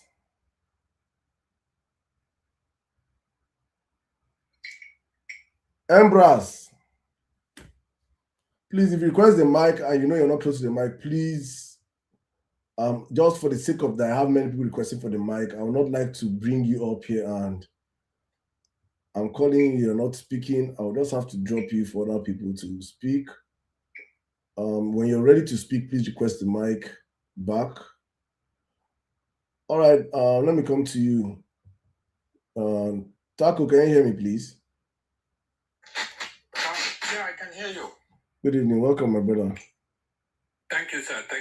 So please, why you are losing people is because when you bring APC data boy that not have any logic, I was using the people go drop. Can you hear me? Just 1 second, sir. 1 second, sir. Taco, Ambrose, just hold on. Let Taco go on. So you were losing people because it's very painful when you are hearing APC or Lodo. If you must listen to APC boys, I bet we could bring one where get little bit sense. Can you imagine somebody would tell you, no, that $500,000 now just his acquaintance. Acquaintance go just drop $500,000. $500,000. That is probably today's equivalent of $4 or $5 million. Acquaintance go just drop, hey, listen, okay, I beg, I saw you at the mall yesterday. Can you just hold this $5 million for me in your bank account? I mean, this is the level of stupidity we are dealing with. He want to defend it. Oh, it was his acquaintance money. He was just putting his acquaintance money. Acquaintance where get bank account, he can generate $500,000. He doesn't have a bank account to put it in. And why he didn't come out and say, look, this is not my money. This is the money of this, and this is what they were doing with it. Why would they go doing with this kind of stupidity? If I must talk to an APC data boy, at least make I talk to one who gets sense. In my life, I never see a government spokesman that they disgrace for Al Jazeera like their boy. He go there in front of the whole world though. They brought to him at least 5 clips of him. He will say, no, I didn't talk that one. Look, this one, no be your village nonsense where they do for Nigeria. No be Arise TV. No be NTA where is afraid of you. When you go to international audience, they will disgrace you. In the history of Nigeria, there has never been anything like this Tinubu media. Most people don't understand this, but the operation around Tinubu and the people that are managing Tinubu's media is at least 100 times bigger than what Buhari had. Whether you like Buhari or don't like it, he was a very straightforward man. His whole media was controlled by 2 people altogether. Their staff no reach 10. Go look now. Go research this Tinubu new media, Tinubu old media, Tinubu broadcast media, Tinubu spin media, Tinubu nonsense media. Why do you need 100 or 1,000 people trying to spin your message? Anything will happen, you go hear 5 different versions. Each one know they talk to one another. Why? Because anybody then see, okay, this one be like say get sense. They go bring you come how much you want. Okay, begin the work for us. It's very shameful. Oh. Today, ask them, army come out, say, look, these children were released. There was no, this is the Nigerian army. Oh. Then the other arm go tell you, no, we go rescue them. No, they work for the same government. Which one we go take believe?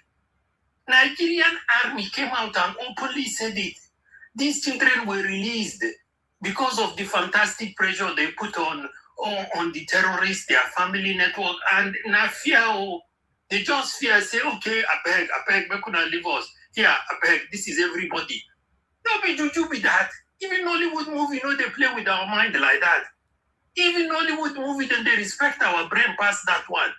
This is your whole army. And army is the most disciplined part of the whole federal government structure. You cannot get up and go and talk nonsense without taking permission. IIP is very rigid and very.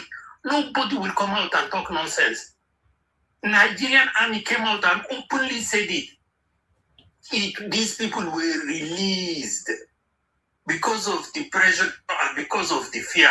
The terrorists were afraid because of the immense pressure they put on their families, and they released. Make I repeat them again, released. This is your army, your official spokesman.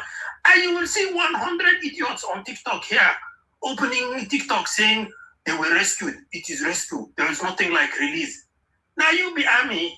You were there for TikTok. You the hope say one day make APC recognize you, make they send you a few coins your side. And now you will go come believe. Honestly, Nigerian mumu is just too much. Look, the truth doesn't need a lot of things around it. Once you start hiring a whole media operation,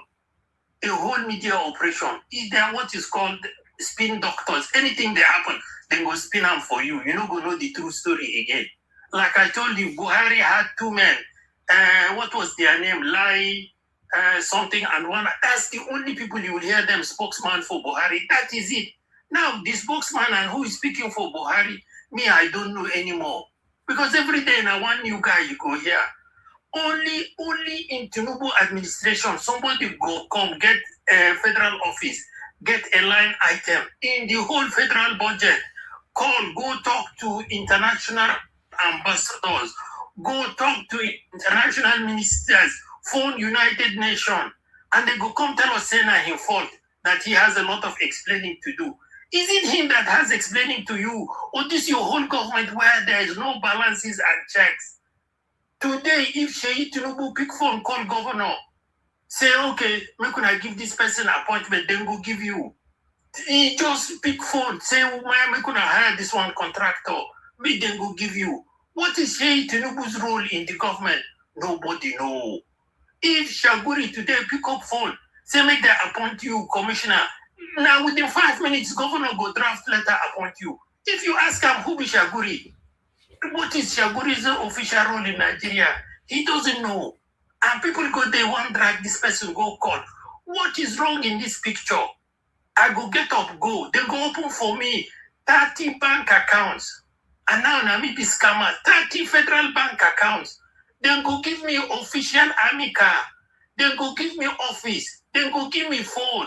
Then go give me all the things I need in my office. Then go invite 20 or 30 foreign ambassadors. We go party.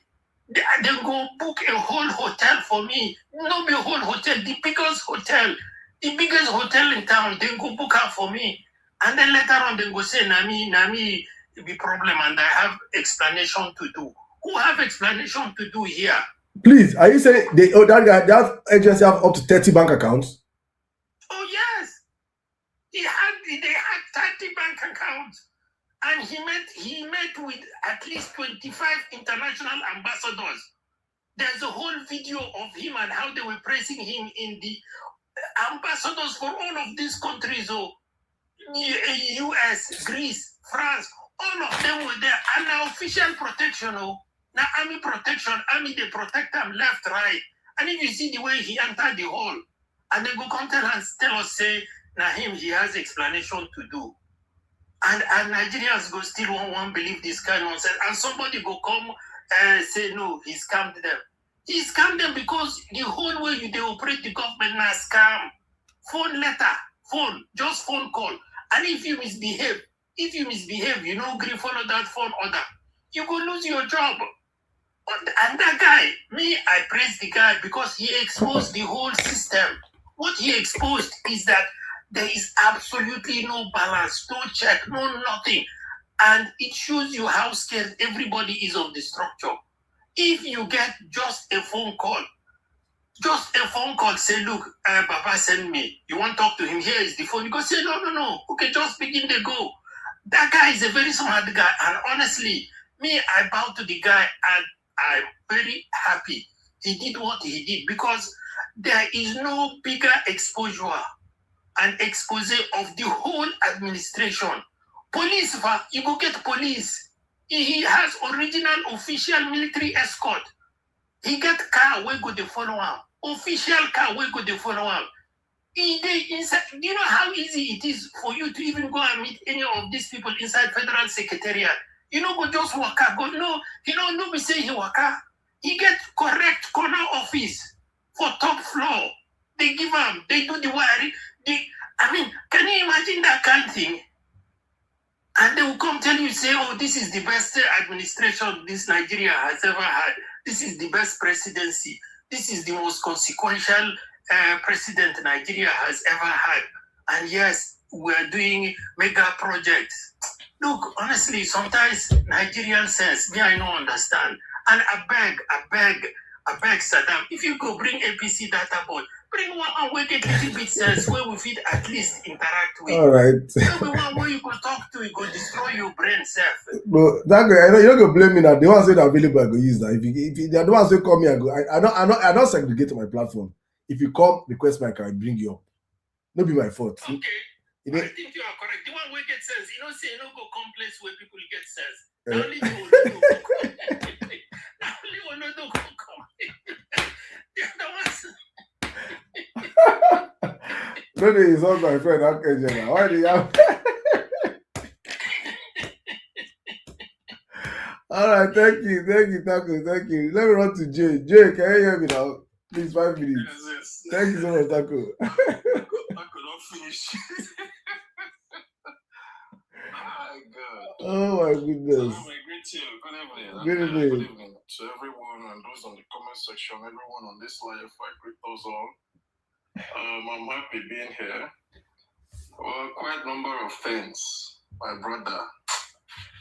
This whole politics in this country, they make me doubt my sanity. Like, man, I go just day like this. They wonder, am I thinking right?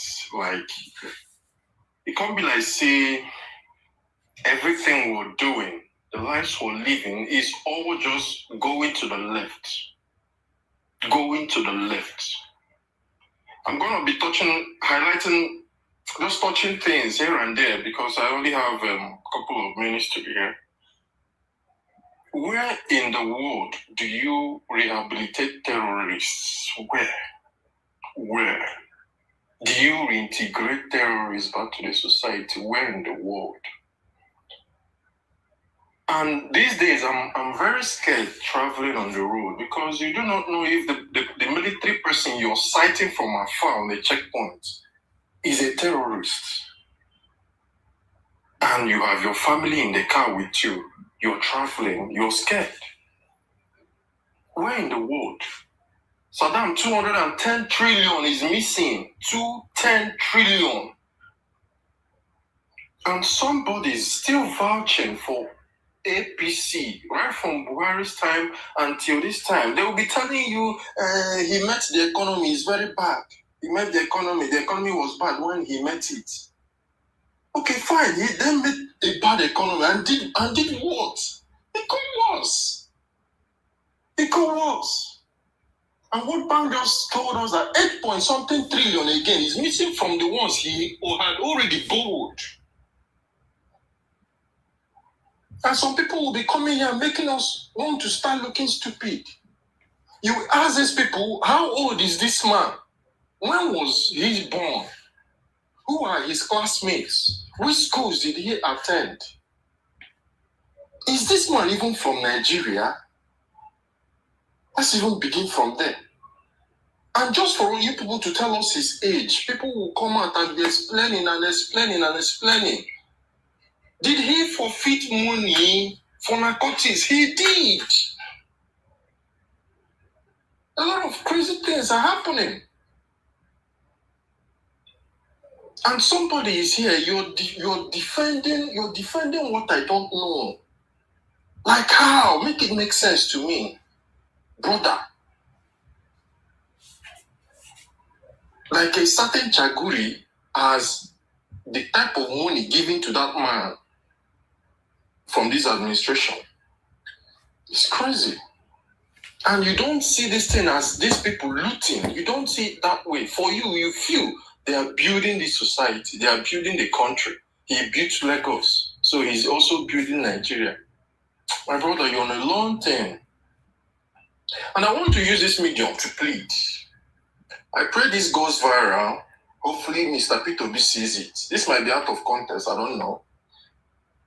I'm pleading. Come next year after election and P2B wins and becomes the president. Because if he doesn't win next year, we are all done. We're done. And I pray if he wins, I'm begging I'm pleading. I need him to make me the EFCC chairman. That is all I need. EFCC chairman. We need to go to Sambisa Forest, clear that place up, and build one maximum prison. Some people need to be dumped today and forgotten. Even those who have embezzled money and they are in their graves, we need to dig them up from their graves. May they come and count for us. May they come tell us how oh God. This whole thing pisses me off. Pisses me off. And the more we're trying to make people understand that everything is going wrong here, they see it as if when they talk themselves, we don't know what we're saying. Okay, fine. Your children, they are back. We thank God. So a soldier who died last month had to die again this month. All right, Joe, if you just wrap up your thought, please. Yeah, I know. A soldier we don't buy last month, they still bring a picture back, talk saying don't buy this month again. And all these things, is okay for you as a person. You see it and you're cool with it. Oh, thank you for your time. Thank you very much, my brother. Thank you very much. Thank you. Hopefully, AFCC chairman. That's well. Thank you very much. Thank you. Nice choice of position. But let's move the mic real quick, guys. Please, guys, what's happening on my TikTok followers? Can you guys please take the next few seconds and tap everybody 500, 1,000 tappings right now, please. If you all join us for the first time, I'm indulging every one of you. We have a mandate of hitting 100,000 likes, so we'll come out here every time. So before I bring on the next set of speakers, I want to push everybody to please power tap the live. Power tap the live, please, everybody. Just go on your screen. For those that are new on X, on TikTok, they don't understand you need to power tap. It simply means just depress your screen. Don't stop pressing your screen until you see you get 100,000 likes. Please, everybody, join the power tapping train while we bring up our next set of speakers. Please do not stop. Thank you so much. Embrace, if you can hear me, you have the live in 5 minutes.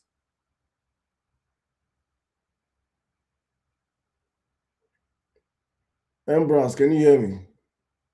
Yeah, good day, boss. Good day, my brother. Welcome. Good day, boss. Can you hear me? Yeah, you're audible. Shoot, please. Welcome. Yeah, good day, boss. Can you hear me? I can hear you. Go on, sir. All right. Thank you for this opportunity. I could just touch here and there since I don't have time. And you see, Nigeria will know your IQ. I'm telling you. So I left Nigeria, right, to the States. So I could ask my guy. There was a bridge. They were, putting together a bridge and road and everything.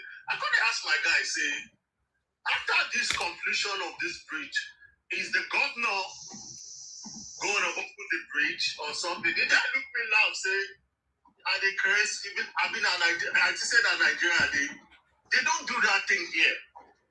So why are we celebrating, governor do road or something? It's fine. It's part of development anyway. We they carry up for head, we they celebrate and saying I want big thing or the other. They don't. They see it as I'm paying tax, so they have to do it. The road has to be done. Are you getting me? And this government claimed, I don't think nothing good can come out from this government. They claim to be educated. Now they don't increase WAEC money to 50,000. So what are you telling Nigerians? Not to go to school anymore, to become dumb.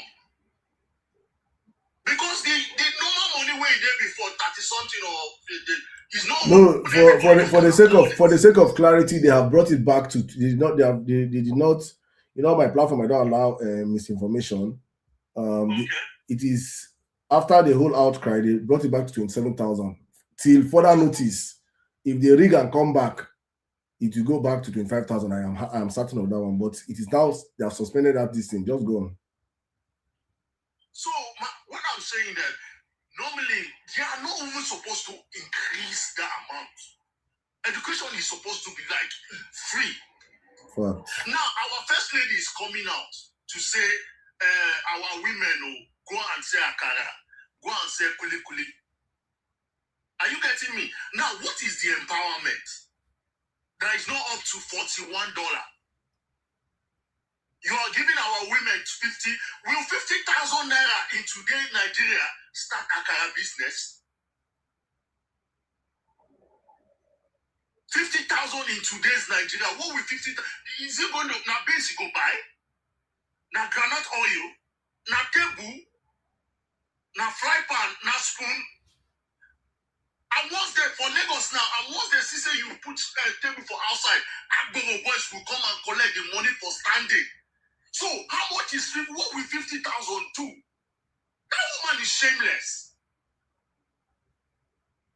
How will she come out and say, okay, our mothers, we are empowering you guys. Take 500, take 400,000. I'll say, okay, it's reasonable. It's reasonable, 50,000. Now, you don't shift goalposts now, you are going to musicians. And they laugh them, Davido, Burna Boy, and this thing. The heavy tax that is coming on them. Now, you know, for where I get now, if you say you want to become an engineer, right? There's every facility from ground zero to you reach higher institution for you. They give mothers, they give single mother that does not have husband, they give them what is called EBT card. They give them what is called low housing. You either you stay in the project or you wait in the line to stay in a normal house. But they don't want your children to say, oh, one thing, now because of hunger or because of transportation, picking no come school. They will come and pick you up as a parent. Go to their public schools and see what they have. They have gym. They have everything that will make that child become successful in that field that child want to become. So tell me, why will that child now grow up in future? Why will that child not give away? Why will that child not do charity? Because why? The system, the government help that child, shape that child. Musicians now, you don't help them for nothing. These boys, they struggle to put their name out there. You're coming to say, come on, let me, you guys bring your money. And put, what kind of stupid charity is that? What did the country offer them? What did the country offer them? For them to start giving back. If they want to do it, let it be on their will. Like what Burna Boy is doing with PDM now. Okay, the secondary school where I commode is dilapidated. It's down. Take money, go and build. Let it be my own free will. You cannot enforce me to do it. Because the country did not support me on any level. My brother, that one way they speak. Thank you, but that one way they speak na English. Na English they speak. Because when these people come back, God forbid it, in 2027, you understand. Say they can force you. I said yesterday, I call it artist corporate tax. Some people say that creative corporate tax, CCT. Let this tax master call Tinubu come back by mistake in 2027. I pity all these celebrities. You know, I go cry. If Tinubu see you get $100 for your pocket, you will collect them. You know that Tinubu that kleptomania. Him and wife. That one when the wife come out talk about that, they say they don't hide their money. They are already eyeing these celebrities' money. They are already telling people now, see what will happen, oh, see what will happen. But since people don't want to do charity, let them come back. Please just wrap up in 30 seconds, my brother, so I can move the mic. Thank you. Oh, and my team, why are they frustrating Obi? When Tinubu dey opposition, Jonathan no suffocate him. Why are they suffocating that man? The truth of thank you. I think let us move on, Mike. On there. The reason why they're suffocating is that they know who there are only two sets of people that know the outcome of 2023 elections, the real outcome of 2023 elections: Tinubu and Cartel, and Yakubu Mahmoud and INEC. Tinubu knows what happened to him in 2023. He knows how to be bitter like thief, wey steal from Alaba. He know. There's others you cannot fight. You cannot be. People tell that he came distanted. Person wey come distanted, he knows what he fear, but he knows the truth. Tinubu knows say Tinubu no get 5% of votes for the last elections. All his numbers were just rigged. Now him money give him that position. He know. So if you're expecting him now to now come and fight clean, you're seeing a man that actually know that what he's sitting on is a stolen. He will do everything to protect that stolen product. So that's why they're fighting P2B. But thank you very much, my brother. Thank you. Let's move the mic to a defender of Bola Ahmed Tinubu. Let me just pass the mic right now. I think no. Let's do. If I come to Dauda, I think No, don't wait tired. you keep waiting. Just one more person before you. Obvious, make my brain calm down because I will make maximum use of my moment to provoke.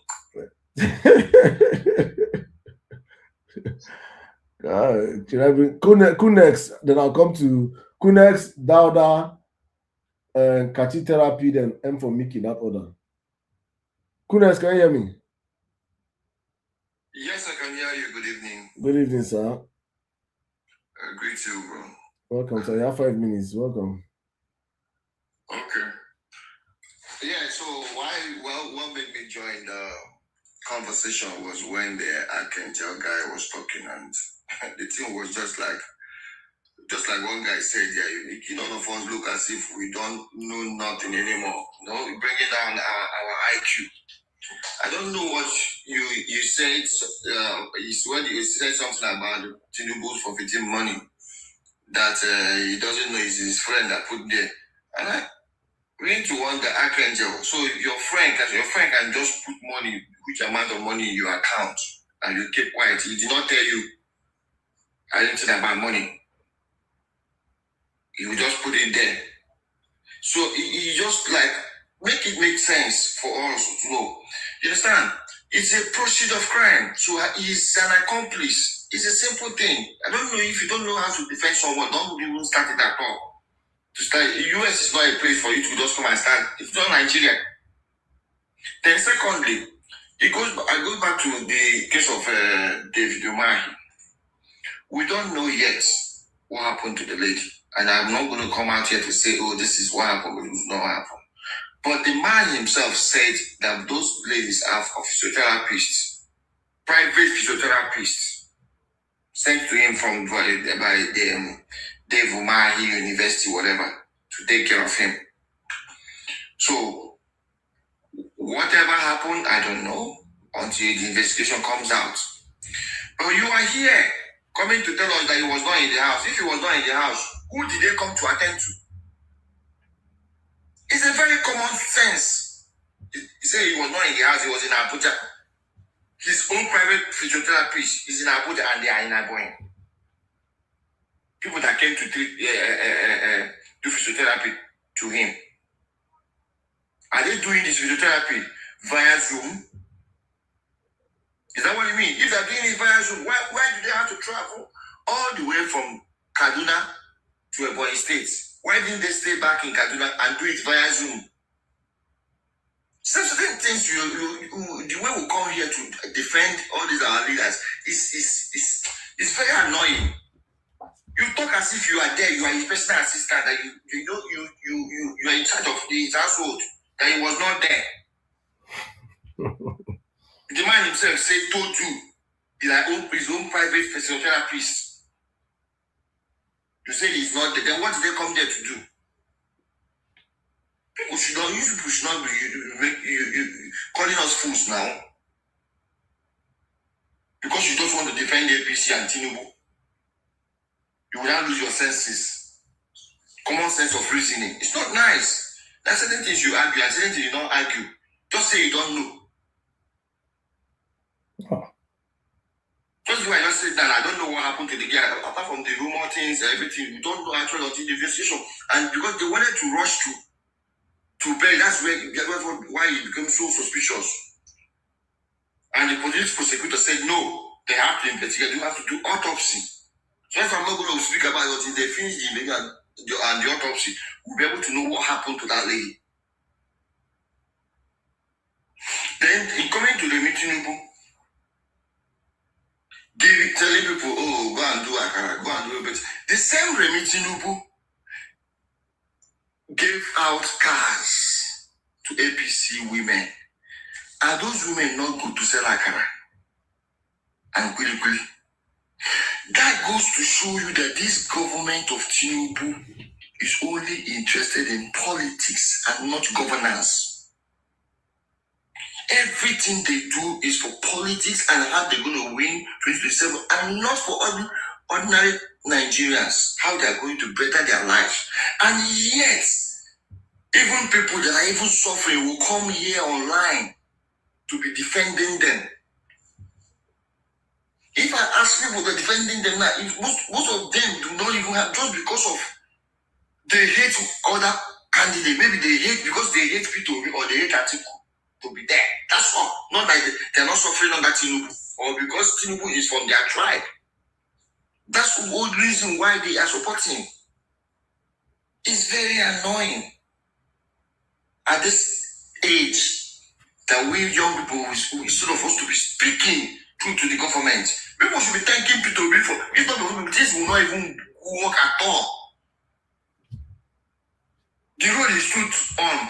That day that David Man was talking, now he's fixing it. If he didn't go there to snap and show them, they won't fix it. All right. Thank you very much. Thank you very much for your time. Yeah. Thank you. Guys, please let's tap. We are very close to our target for the night. Please, everyone listening to the sound of my voice on TikTok, let's get the tapping going up while we get the conversation going. Right, I just want to put a disclaimer for those that have low tolerance profile.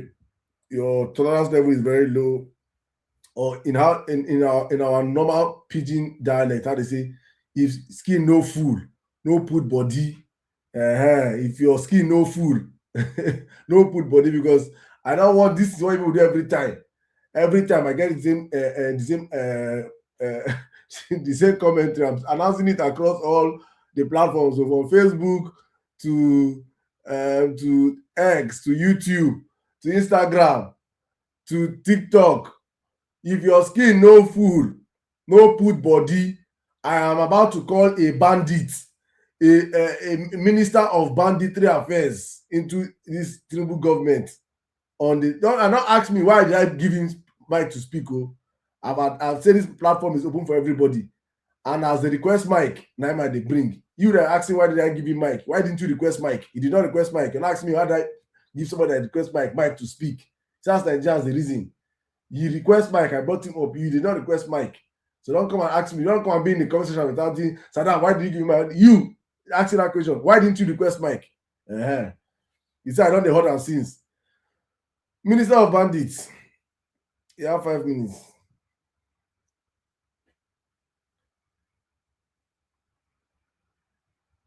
Unmute your mic now, Minister of Bandits. When I see my face, as the did a big on my chair. Number one, let me make a quick clarification of Bajia case. You made mention of 100 million. That is misinformation. Like Obi is a misinformer. That was a misinformation because the case was 25,000. And not that he stole the money. It was he fought a legal case for the guy, and the accident, it was an accident case. The guy got 25,000. So Bajamila actually left with the money, right, to Nigeria. But he submitted himself to go through trial, and then the court suspended his license for did Bajamila commit a crime in American soil? No, don't explain. Don't answer this question. Did Bajamila commit a? I don't care. Wait now, Dauda. Wait, Dauda. Did Bajamila commit a crime in American soil? Yes or no? The same court that found him wanting have cleared him. And I don't care whether they have cleared him after he has paid the fine. When you commit a crime and pay the fine. I said he went with the settlement money, 25,000. So he committed a crime, right? He committed a crime, right? He subjected himself to disciplinary procedures. Dauda, forget English you're speaking. Dauda. He stated it, but he didn't restate it. Dauda, lie. Dauda, you lie. You lie. You must. Okay, that is number one. No, there's no number. We will stay on this number one till we accentuate what we are saying here. No, Dauda, I go meet you. You have to answer this question. If you don't answer it, I won't give you back your time. You must answer the question before I can give you back your time, because you cannot give me. You come here and try to brainwash Nigerians. Did Bajamila commit a crime in America of $25,000 US? Yes or no? Yes, but that was not what the amount you mentioned. You said 100 million. Who said 100 million? Initially, I said $25,000. No. When you were talking, Okay. I lied. I bring it out. You see, I've admitted that I lied. Okay, now let's not come back to basics now. Did Bajamila, the chief of staff to Bola Ahmed Tinubu, commit a crime of $25,000 in American soil? Yes or no? Did he? He did. Okay, thank you. So Archangel, you now see that your premise where you are saying that Bajamila is a clean man. It is not an APC person. Comment. Wait about that. Wait before I give your time. Wait. Everybody can now agree that Tinubu chief of staff committed fraud in America to the tune of $25,000, and he served his time. The current chief of staff to Nigeria. He didn't serve prison time. Not prison time now. Did he not run? Nobody run. No. But the case where the court did not find him wanting to go to jail. He ran now. He ran back to Nigeria. He should come back and continue to practice his after he has finished paying the fine. Now he ran back to Nigeria. That's what all of them do. He refunded the money. Yes, now after they find the money, serving they took his license out for how many years? 2 years. Exactly. For 2 years he was bad. Yes. He was bad for 2 years. He ran back to Nigeria and paid the money. What are you saying? He should come back. He has been reinstated. Whether being reinstated or not is because of he served his time in the American judiciary system, and they reinstated him. Currently, America look at him as a legal person. It doesn't matter whether they look at him as a legal person. He served his time. That's what we're trying to say. Be very well established. Exactly. So now let me give you back your time. Good. Now let's go to Obi. Don't go to Obi. Obi is not on my topic. No.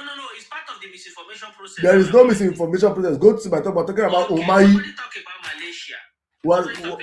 We are talking about Umahi and Bajamila. I have my book and pen now. I'll be writing about everything that people said here. Your job is not to respond to what people have said. Your job is to speak to my topic. Umahi's matter. You see, the people don't understand. As much as we continue to use content creator to address legal matters, we're going to have problem in that country. And that is why if they start suing us to court, we'll continue to complain and be playing victimhood. That lady has been staying in that house for 3 years. 3 years. Omoshore of Oshore will just come and all this is their platform. You know, Nigerians don't check me. That is why I'm a very all of them, they know. If you go to the Nation newspaper, I've addressed all their misinformation with facts. Some of them, they know. I know them. When I was contesting for election, Showore wanted to use use his publication to favor his party through using Shehu Sani. I was the one that countered that to our political. I took the picture of Showore and Shosani and send it to our national secretariat. I said, this is where this news is emanating from. Forget about that guy. You people don't know Showore. I know Showore. I know how to tackle Showore. He can only deceive people that are using emotions. So all those things, he's the one that's pushing this narrative as if something. In fact, my lawyers are coming after him. He's going to explain to court how comes all those information he said are true. Let him prove to court. Shebi is a journalist. Let him go and prove to court that what he wrote is true. That's the problem with sometimes the Nigerian this thing. So that is, by the way, for Dave Umahi. Do people talk about the president's wife talking about selling akara and tomato and all these things? Nigerians are undermining it. Tomato. Remi Tinubu said, sell tomato. And the tomato that she's telling them to sell are the tomatoes that were produced in Nigeria. She's telling us, let's move from consuming tomato to producing tomato. What is Obi selling? What is Obi selling? Is Obi not a seller of tomato? So anytime that they are promoting an economy that will suffer, that will make Obi market to suffer, Obi will now come and be condemning that new idea. Obi's tomato only takes money out of our pocket. So, and give us food to eat. So Obi is selling akara. You know, tomato. What of the akara? It's a good business. My mother took care of us as children with akara business. I am not lying. My father's salary could not augment us well. My mother was giving us better life than my father in terms of income. Okay. Because she was making money virtually every day. Come and see the money that my mother will be counting in our eyes in the night. So, That's how the money is sounding. From akara business and yam. You see these Nigerians now, and the people that they are telling to go and buy that akara, to go and do akara business, they are not telling Nigerian graduates. Nobody is telling you. You continue to wait. Don't go do akara business, Nigerian graduates. Let's wait. Tinubu is fixing the country. Businesses are coming back. They'll come and give you job. Don't worry. Don't start with akara. Wait.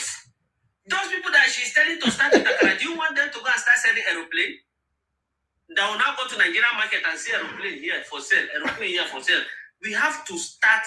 You see, that is why our life is sometimes we think it's so difficult. The reason why life is easy in some of these advanced countries, because some of the tools, the things they need for daily survival are produced within the country, or are produced from a country with cheaper costs, and then they have the affordability issue, right? They can afford some of these things because they don't have to pay for transport to bring those things into their country, or they bought it cheaper from other countries, and so it makes life more affordable for them. Now, if Nigerians want to come out of sufferings, we also have to be producing most of the things, 70% of what we consume on a daily basis, to make it easy for us. But now, Nigerian businesses are boycotted using Chinese online platform, right? They pay for shipping, even research that will not last long. They pay or go online and buy from Alibaba, buy from this. They boycott job market in Nigeria. Now, had it been China is supposed to bring those businesses into Nigeria to employ Nigerians. They say take online platform, use that boycott us. I want to ask a question. We have to look inward. To look inward, what is the primary aspect of production that every country must have before it becomes a producing nation? What are the what? What is the primary aspect of production every country must possess before they can think of production? Road is one of them. I say the primary. Yes, is road not primary? Road is not primary. Okay, go and open your business in Mount Kilimanjaro. You see, and when I say this all the time, wait now. Listen now, listen. You see, when I say this, I say that what I like engaging with you, because you're one of the smartest APC people that I know. And I say this with all. I say this with all due respect. I agree with you. He's the smartest. I don't hide it. I don't hide it. We have plenty. He's one of the smartest. With your soursop head. He's one of the smartest. I don't hide it, right? But even the smartness that he has, you still see the limitations in the mentality. You still see that. That is why Nigeria cannot move, because even Tinubu. Wait, because Tinubu is still smarter than you. Because when I ask you primary, the first thing you should understand in production, every country needs is power. That is, if you are, it depends on the country. No, every country, the moment you want to jump into production, you must need power. If you don't have power, you cannot produce. If you don't understand that, wait. Is Dangote not producing? Oh my God, have mercy. No. Why is what producing in Nigeria? Why? How many? You don't use Dangote, please. Dangote is an exception. Dangote, there's a reason why he does monopoly in his productions. There's a reason why he's. Except you say that. Okay, there is a reason why. No, listen. There's a reason why Dangote's, when you go into Dangote's field, he always monopolizes those fields, because in his cost of production, that includes security, electricity, and everything, it factors into his pricing. If there is competition, if we had power in Nigeria, there will be a diversification of production in Dangote's field. You will not be the only one producing all these things, and you will see that prices will drop. So Dangote will always succeed in Nigeria if you don't have electricity, because he factors all his cost of production into the final product. Not some motors. Why? You say Nigerian business. Of Innocent Motors. Now, if you call him P2B, you hope you know that P2B bring and come to Nigeria. I hope you know. No, he also use his mouth to say that he thank Bank of Industry. Bank of Industry is the person that gave Motors the breakthrough. He bless say one make I cost you. No. He bless say one make I cost you. You know say P2B build Bank of Industry for Anambra State. You know say I build that. I build that. Come the way attract them. Federal Bank of Industry go meet no talk this thing for their business. No, I'm not joking. My problem is now that please learn. Let this be a crash course for you. For you to be a producing nation. What is that? Please, for you to be a producing nation, you must fix power, and power first, security next. In fact, for as Nigeria case right now is first, the first most important thing you will fix first is security. When you fix security, then you fix power. You can even fix both of them concurrently. If you can fix these two things, what is happening? Now that you decrease. No, you are not allowing me to talk. That's why you can. That is what is happening where? What has Tinubu done to fix security? This is the first time that our president is modernizing our military. Our military has never been modernized. He said what? Because you people don't know what is happening behind the scene. I am telling you behind the scene information. Okay. Nigeria is currently the military is currently going modernization. We never had national defense system until Tinubu went and signed a contract with this company in UK. They are now building real-time data collection. We never the theater command will only tell the headquarters whatever they want to tell them. But right now, the headquarters have their own dashboard, they monitor things real time. This is the modernization of our military that Tinubu's budget is bringing about. But this is not something that will happen in one day. It's a process. Now you are seeing some kind of camera detecting informants, capturing them, arresting them when they come back to all those things are this is my problem. This is my problem with APC. Now the problem I get to now is say Una sabi the kind lamba one that they drop and it always be it cannot happen it cannot happen in the daytime. It cannot happen what. That is fine. Which road did you follow to reach that side? Which road did Obi follow on that road? Now that I will never bring this conversation to Obi. Obi is not your president. Obi does not owe you anything. Why is it not? Obi is not your president. You don't.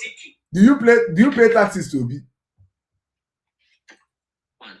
In America, road maintenance is within the state government and the local government. It's road construction that the federal government does. Why do you always copy America when it comes to holding Tinubu accountable? When we come to exposing Tinubu, you will not tell us that you cannot do it in a daytime. Should I tell you of things America does in a daytime? They say that we are so myopic that our IQ is low because we are not seeing what is happening in other advanced. Why are they using that example? You people Why know. would they No, use it no. The truth noise? of the matter is that, like I rightfully said, for you and for how APC see development is the metrics you guys view development is what you can quantify, right? Wait, I'm coming. You people see, for you people, that's why people are celebrating roads. You believe that for Nigeria to get industrialized, you have to celebrate building of roads. Yes. We are telling you that for Nigerians to get industrialized, roads can be built anytime. But for Nigeria to get industrialized fast, you must fix the basics. The basics are. China built 16,000 roads. You were using that to say, look at what China is doing. Yes, because China has already industrialized now. I'm teaching you now that learn. The problem is don't listen to argue, listen to learn. I dey hear you sometimes make I learn some things. Listen to learn. Before China got to the capacity of building 16,000 kilometers of road in 4 months, they industrialized themselves. Now that 30 years ago, I bet you nobody was buying things from China. China was termed inferior products. People were either buying American or Japanese. Now lie? Now lie? I'm asking, is it a lie?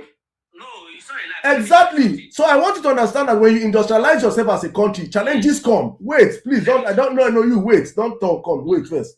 Hold your pennies. Make you no come. Hold on.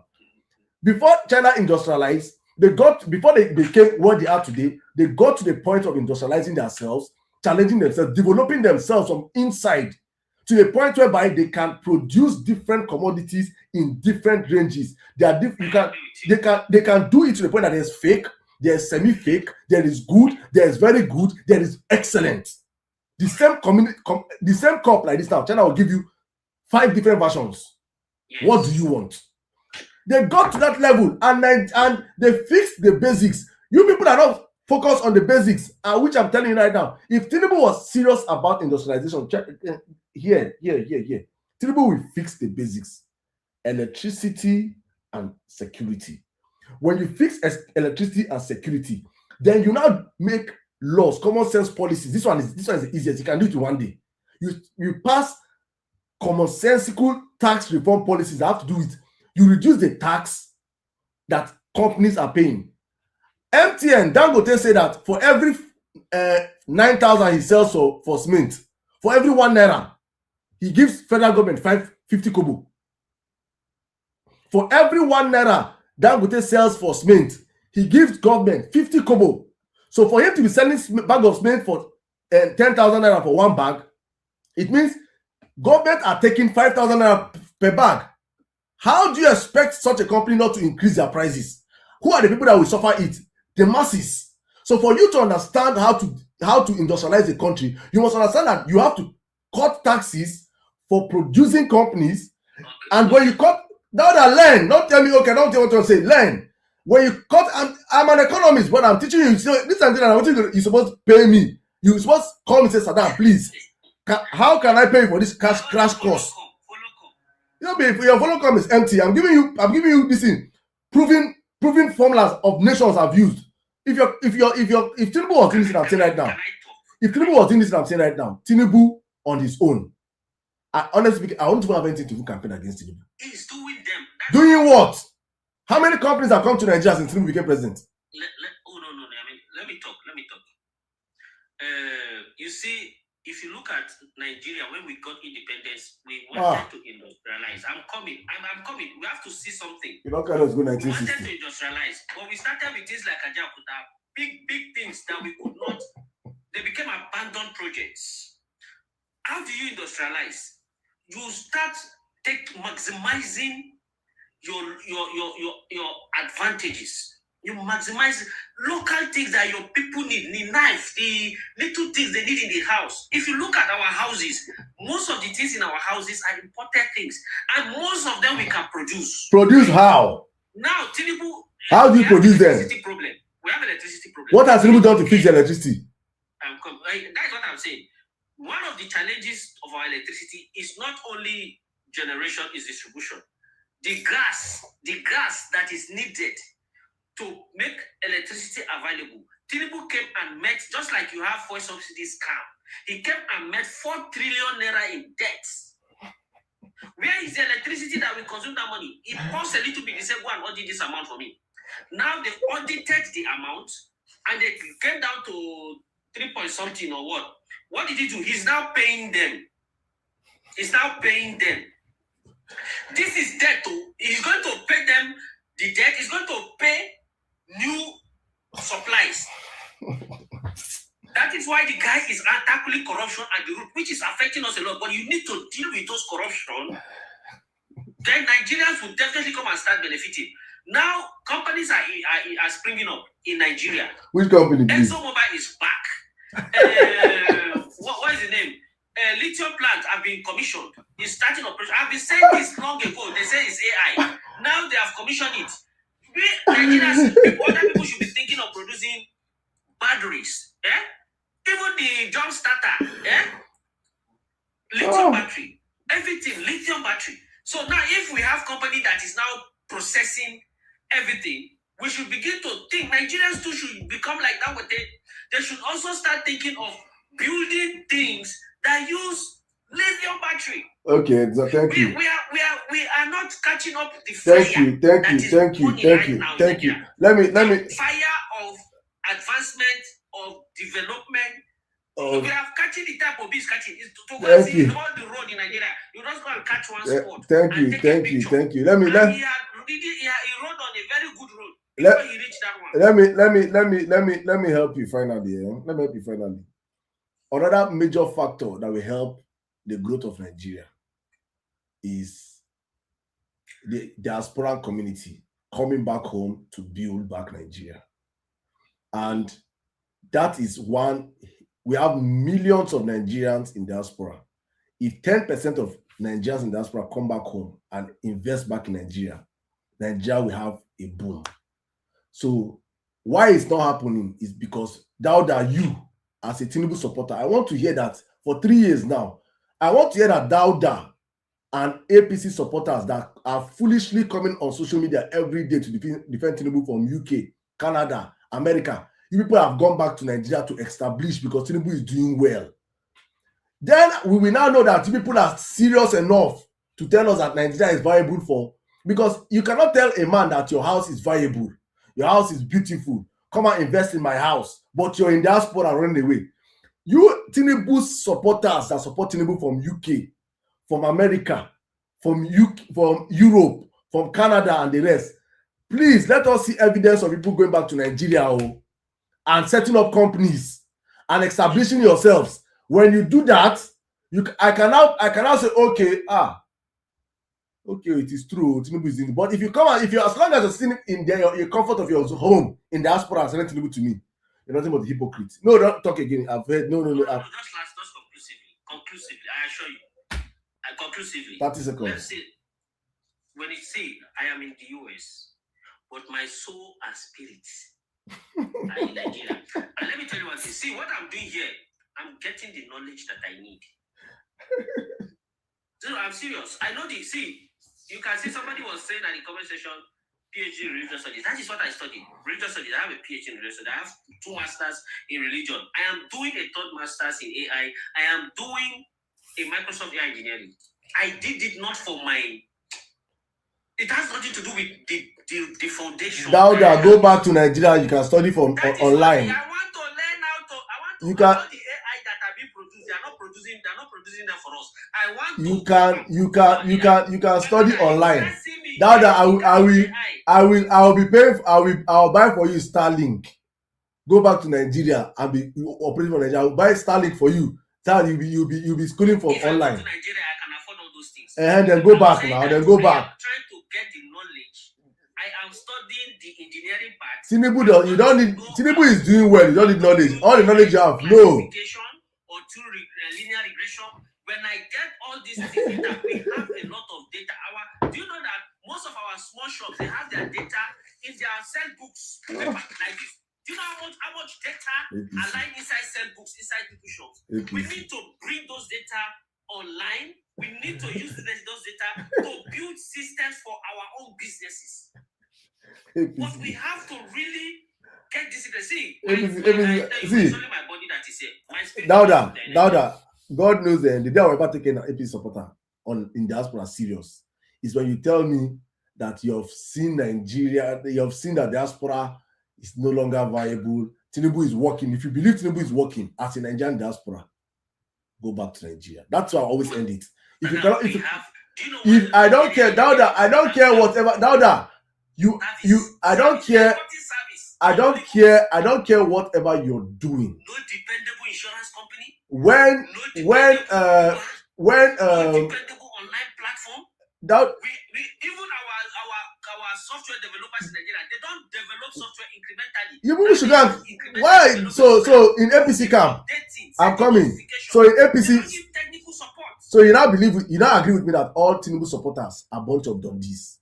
So that means so Tinubu does not have supporters in diaspora that are AI and have the knowledge of AI. He doesn't have software engineers as supporters. He doesn't have people. Does Tinubu have those kind of supporters? Are you not hearing that they are developing AI thing in Lagos right now? Does Tinubu have those kind of supporters? Yes, then you people should go back home now. Go back home and build it. Those people, I'm not depending on them to teach. I'm learning the knowledge now. Dauda. I know how many hours I am putting in. Dauda, the one you have learned is enough. Go back home and go and start frying akara. I don't want to go and be. Why don't you go and fry akara? Using what I cannot provide technical support. You can do akara AI. You don't think about. Not true. Why? Why? I beg. Go and do it. I beg you don't make I pass mic. I beg. Thank you, my brother. Thank you. I'll see you tomorrow. I beg. Make I move on to serious people. I beg. But that's my reality with APC supporters in diaspora. You people sit down in diaspora, you see the perks of good life, you see good accommodation, water system, good roads, electricity 24/7. You see a viable system, good health care, a support government. You see all these things happening, subsidized governance of the people, even for people that are not even the people, residents in the country. You see all these things. Then you don't want it back in Nigeria. You now say Tinubu is working. If Tinubu is working, go back home. I bet you everything I have that if P2B was president of Nigeria today, that is a very humongous amount of Nigerians in diaspora would have been back home today, investing in the Nigerian dream. I can bet anything that if P2B was president, that his mandate was not stolen today, millions of Nigerians in diaspora would have been back home by now. Millions will be back home by now. But the reality is different. Tinubu supporters, instead, they go hustle visa to Japa. They want to say they're abroad, don't want to come back. Then they're abroad wickedly because they don't say they change £5. If they change £5, you go turn to something. They go send back their people. They go oppress their people back home. Wicked set of human beings. I beg, let me come to my brother M for Mike. Sorry, Kachi therapy. 5 minutes, and I'll come to you M for Mikey, please. Sirdam, I don't lose like 4,000 brain cells. My brother, I beg you, no verse. 10 minutes. You go gym man. 4,000 brain cells. And it's funny, say, my guy it's just crazy. First masters in religion, second masters in religion, PhD in religion. Just because you don't want to run, go back the Tinubu way, master started his view. Begin another masters again. They come here, they throw lamba. It's just crazy. Sirdam, my own vex. Now say if all these APC bandits we go just rush every day, collect front seats. If they don't power tap this the way with the power tap here, they don't collect so much rubbish for their space. They say now may they go here where people be discuss. They will come begin they try engage in normal human being conversation. Anyway, I don't blame them. If I'm supposed to go once in a while, I go try sneak into other places, make I hear people they talk sense. Is it that they support you? Kurubu na. I go sneak into what's make I hear people they talk sense, make I feel like human being again. See people they mistake. People they call that guy, they call him tribalist. He's not a tribalist. I heard somebody analyze that very well to me, that if somebody's a tribalist, what the person will do is that they will advance the cause of their own people.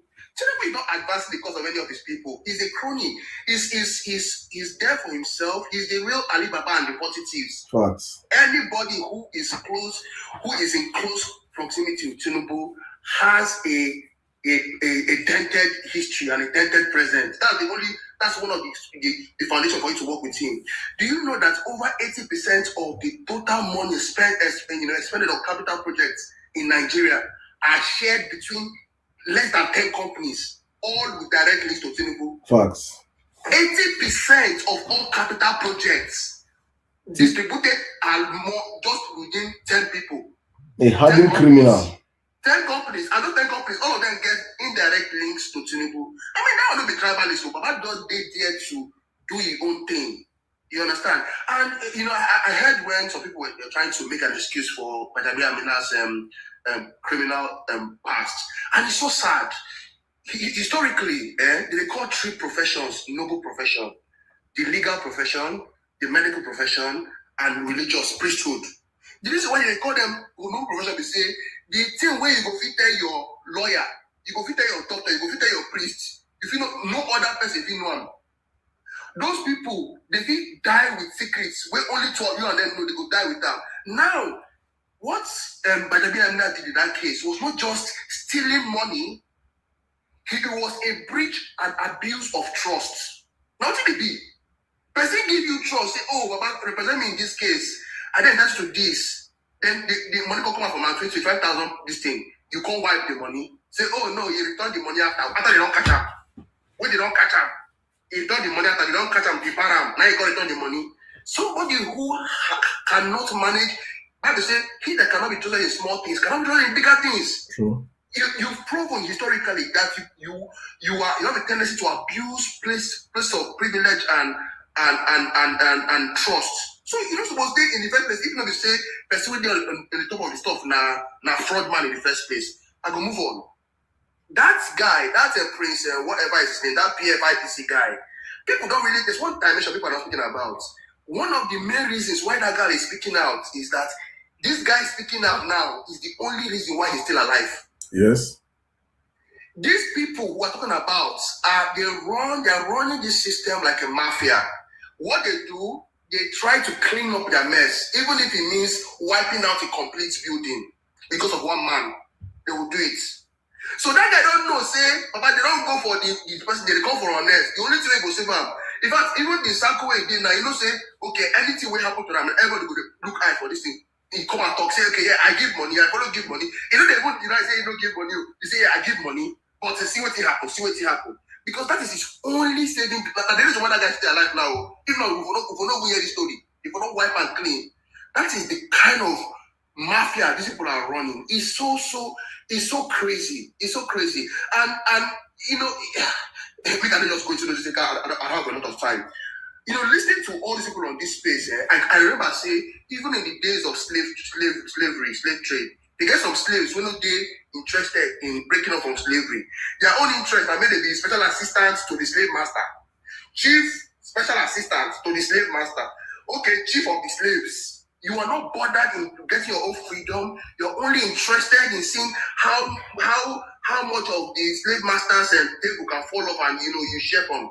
You're some of the most miserable of people. So I know they're surprised, but my own hope, and I say, make these people, make them not be the only children of their parents. Because if not them be the only children of their parents actually just born people with get big head, with just sawdust and air, nothing inside. Finally, before I go, I say one of the biggest things will go happen if Peter Obi become president. And I say people in diaspora, like Sarah you mentioned, coming back. So, for example, I visited at least 26 states in Nigeria. Nigeria has some of the most beautiful places on the surface of the earth. I know a lot of people, white people, where they're more interested in Afrobeats than myself, who be Nigerian. They tell me, say, oh, I don't hear this Burna Boys, I don't hear this one. These people want to visit Nigeria. They want to feel it, but because of travel advisory, they go say, oh, Baba, if you go there, your own, no. They don't go travel. These people have visited Ghana, they visited other places in Africa. But the heart of the motherland, they cannot come because of insecurity, because of a government that doesn't care. If Peter Obi becomes president, where I'm going to make my money is not from anything at all. My tourism. Our people, there's a lot to showcase, there's a lot we can do. And that's just one bit of it. So I beg, Sometimes if these people they come up, they come talk question. I don't get problem with that, but me, my head don't strong to collect all these things. But make sure that they power tap 10,000 power tap before you give them mic. Yeah, my time don't go. Thank you very much, my brother. Yeah. Thank you very much. Thank you. Oh my goodness. You just said it as in, one thing I pick from what you said is what I've always insisted, saying that Tinubu is not actually a tribal bigot. People don't understand it. He just understands that Nigerians love bigotry. Nigerians are so lazy intellectually that we are so attached to tribe and religion that whenever you tie anything to tribe or religion, people will fight. People will lose their sense of normality and fight to defend tribe or religion before actually tackling what's on ground. So Tinubu understood that, so he weaponizes bigotry. Tinubu is not a Nigerian as far as I'm concerned. He's not a Nigerian because a man that you cannot point to who his father is, who his mother is. Nobody has Tinubu's childhood's picture. At Herbert Macaulay, Nnamdi Azikiwe, Awolowo. It's not like Tinubu was born but they gave it to Tinubu in the 15th century. People of the 15th century have their pictures. People of 17th century have their pictures. Nobody has Tinubu childhood pictures. Nobody knows who he is. Nobody can check for a certain that this is Tinubu's real father, real mother. This is where he's truly from. His real age. As far as I'm concerned, that man could be from Guinea. After all, he even has a Guinea passport. But he came in and now entered the Tinubu family, and they used him for their whole syndicate. We know what they do. And all of a sudden, he adopted one of the daughter's name, Mbola. Used Oluwole, went to America and was pushing. And claimed the girl's certificate and everything. The rest is history. And he came back as a Yoruba man. And people are claiming that he's a Yoruba man. He's dealing with Yorubas more than even other parts of the country today. He's appointing more Yorubas. Yes, true. But the people he's appointing Yorubas are people that are his cartel members. Not like he cares about the Southwest. Under previous administration, Southwest have suffered more. Have suffered less than they're suffering under Tinubu. I've never seen before in my life where they're throwing bread for Yoruba people to pick. Bread. When they are sharing meat, they are cutting meat and lying. Look, Tinubu is actually bastardizing the Southwest as it stands. What we are seeing, witnessing in real time come from the Southwest, I have never seen it in my life. Institutions, decades of reputation is being bastardized in our very before. We are seeing this region being opened like for real. This is meant to be the most educated region in the country. We are seeing these things in real time. Tinubu is doing that. So if he's actually from that region, he would have been protecting the region. Look at his battle in Osun State. Somebody said that he's from Osun State. If Tinubu is from Osun State, will a man from Osun State withhold Osun State local government allocation for over 15 months now? He doesn't care about what the people in Osun State the local government will eat, their salaries. He doesn't care about their salaries. He doesn't care about their policies. He doesn't care about their contracts. For 15 months. That's why I say people don't understand what's happening. Please, don't tell me about the law, because when I speak on facts. The Nigerian Supreme Court has ordered the federal government to release Osun State money, but Tinubu has refused to release it for 15 months. I'm giving you facts. Go and check it. As of December last year, 2025, Nigerian Supreme Court, controlled by Tinubu, said that the federal government has no right holding the money of Osun State. The Nigerian Supreme Court. But Tinubu say he no agree. He dey hold until today. The same thing when they use accuse him, say Obasanjo did to him, is what he's doing today to Osun State. Are Osun people Igbos? Are Osun people from the north? Are Osun people not Yorubas? Are Osun people not Yorubas? And you tell me that he likes Yorubas. Then a fool will be doing bigotry for Tinubu. Abiba and Kurumbu. How can you call him Kurumbu? Oh my goodness. Please wake up and understand. Tinubu hates all of us equally. He hates every Nigerian equally. He don't care about any one of us. He hates all of us equally, from the north to the south to the east and the west. That man is not a Nigerian, as far as I'm concerned. He's not a Nigerian. Supreme Court struck out that case. So that's what Supreme Court told the federal government to pay. Don't tell me that Supreme Court struck out the case. State Attorney General, that is the person that the case was against. Supreme Court said federal government to release the General of the federal government is the Attorney General of the state government. Supreme Court struck out that case. The Supreme Court said federal government to. Now that you know, say me, I know they like do all this nonsense. Check it. You check it. Don't tell me I should check it. You check it. I'm telling you what the Supreme Court said. When was that? When was the decision? I would have read it, but if I when was the decision? When was the date? Let me go back again.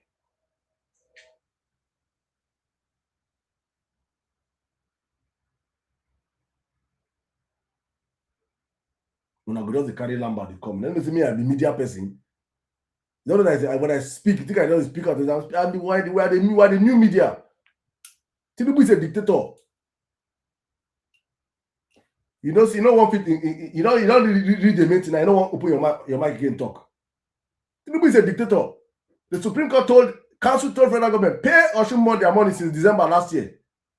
I'm telling you a case that we followed up. You're telling me that this thing is this thing. Why? You see, this I thought they said Tinubu is a Democrat. Mikey, come in, please. Just continue for me, please.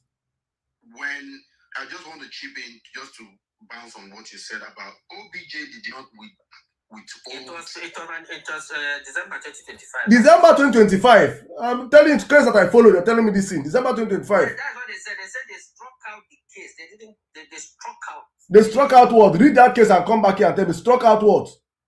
They struck out the case. It was the Attorney General for Osun State. Struck out what case? What case did they struck out? That he doesn't have the right to sue. To sue on behalf of the local government. They struck it out. I don't know what you're saying. No, I'm saying the truth. Mikey, please continue. I beg. Don't know what he's saying. Dauda. Yes. Dauda. Leave Dauda, Mikey. Don't address Dauda. I beg. Let's go to your points. Should the president of a nation that signed a law My of baby. autonomy, Yeah. that assented to that law, release all the other states and hold one particular state? No, because Osun State did not. Osun State removed local government before their tenure. So if they are in violation of the Supreme Court judgment, that is why the president said, okay, if you have violated the judgment of Supreme Court, you're not going to get your money. So the local government chairman, they are illegal. That is what gave back to that case.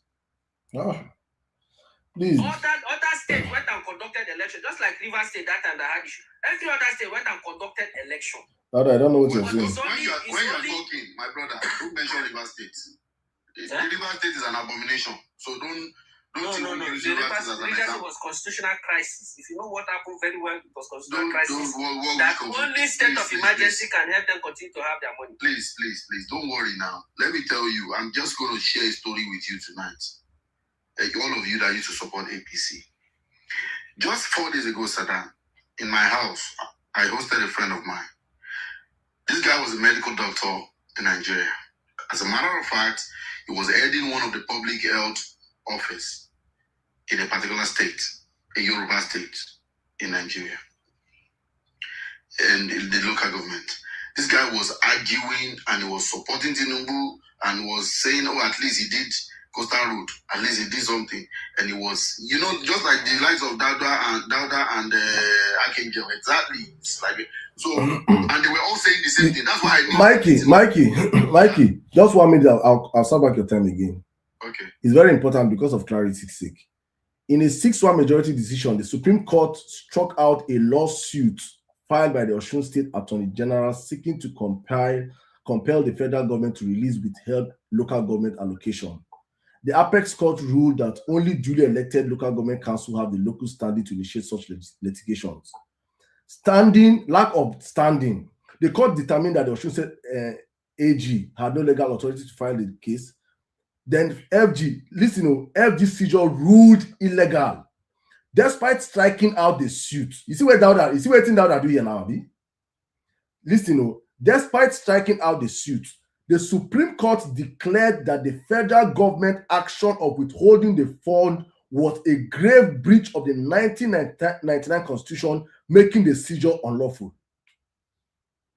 So that you did not see that place to read out to Nigerians. You did not see that place. That is what they do. You see what you people do. My problem is that when you do this in your dinner, you people fail to wait. I read it immediately. I didn't know about it. I read it and I'm using my phone. So my phone did not take me down to that level. Okay. Which is good for me. Okay. Good. For my sanity. Okay. It's good that I didn't take me. Okay. I'm not taking you there. And you know why? I say this thing, right? When I say this thing, right? If you people don't understand that this thing is table turns, that by this time next year, by the will of Nigerians, you will be in the opposition. No, never. Okay, you will see it happen. Mikey, let me start the time. So this guy. Hey, Mikey, sorry. Oh my goodness, Mikey, please request the mic, please. Sorry. No, that is where you belong. Mikey, please request the mic. I wanted to restart your time. I now disconnected you. Sorry. You are in your rightful position, Mike. Mikey, continue. You see what people don't understand is that when things turn and people come to opposition, because people are the ones that used to cry more. When things turn and people come to opposition, people will see hell. You people will see hell in Nigeria. We will remind people all these things people were enabling that to them. If they see him, they chop him now. If El-Rufai can chop, who be that? So you see, when I used to this what you just said now is the principle I want to establish with this story, and this happened just in 4 days, the gap of 4 days. After the guy defended, the system is working, it's building structure, it's doing the ministry are working. He called me this morning. Bros, he's in Europe. Apparently, his Nigerian passport has expired, and he needed to renew because he's applying for a visa to stay in the country. So the company was said, look, your passport has expired, himself and his entire family. So now he needs to renew.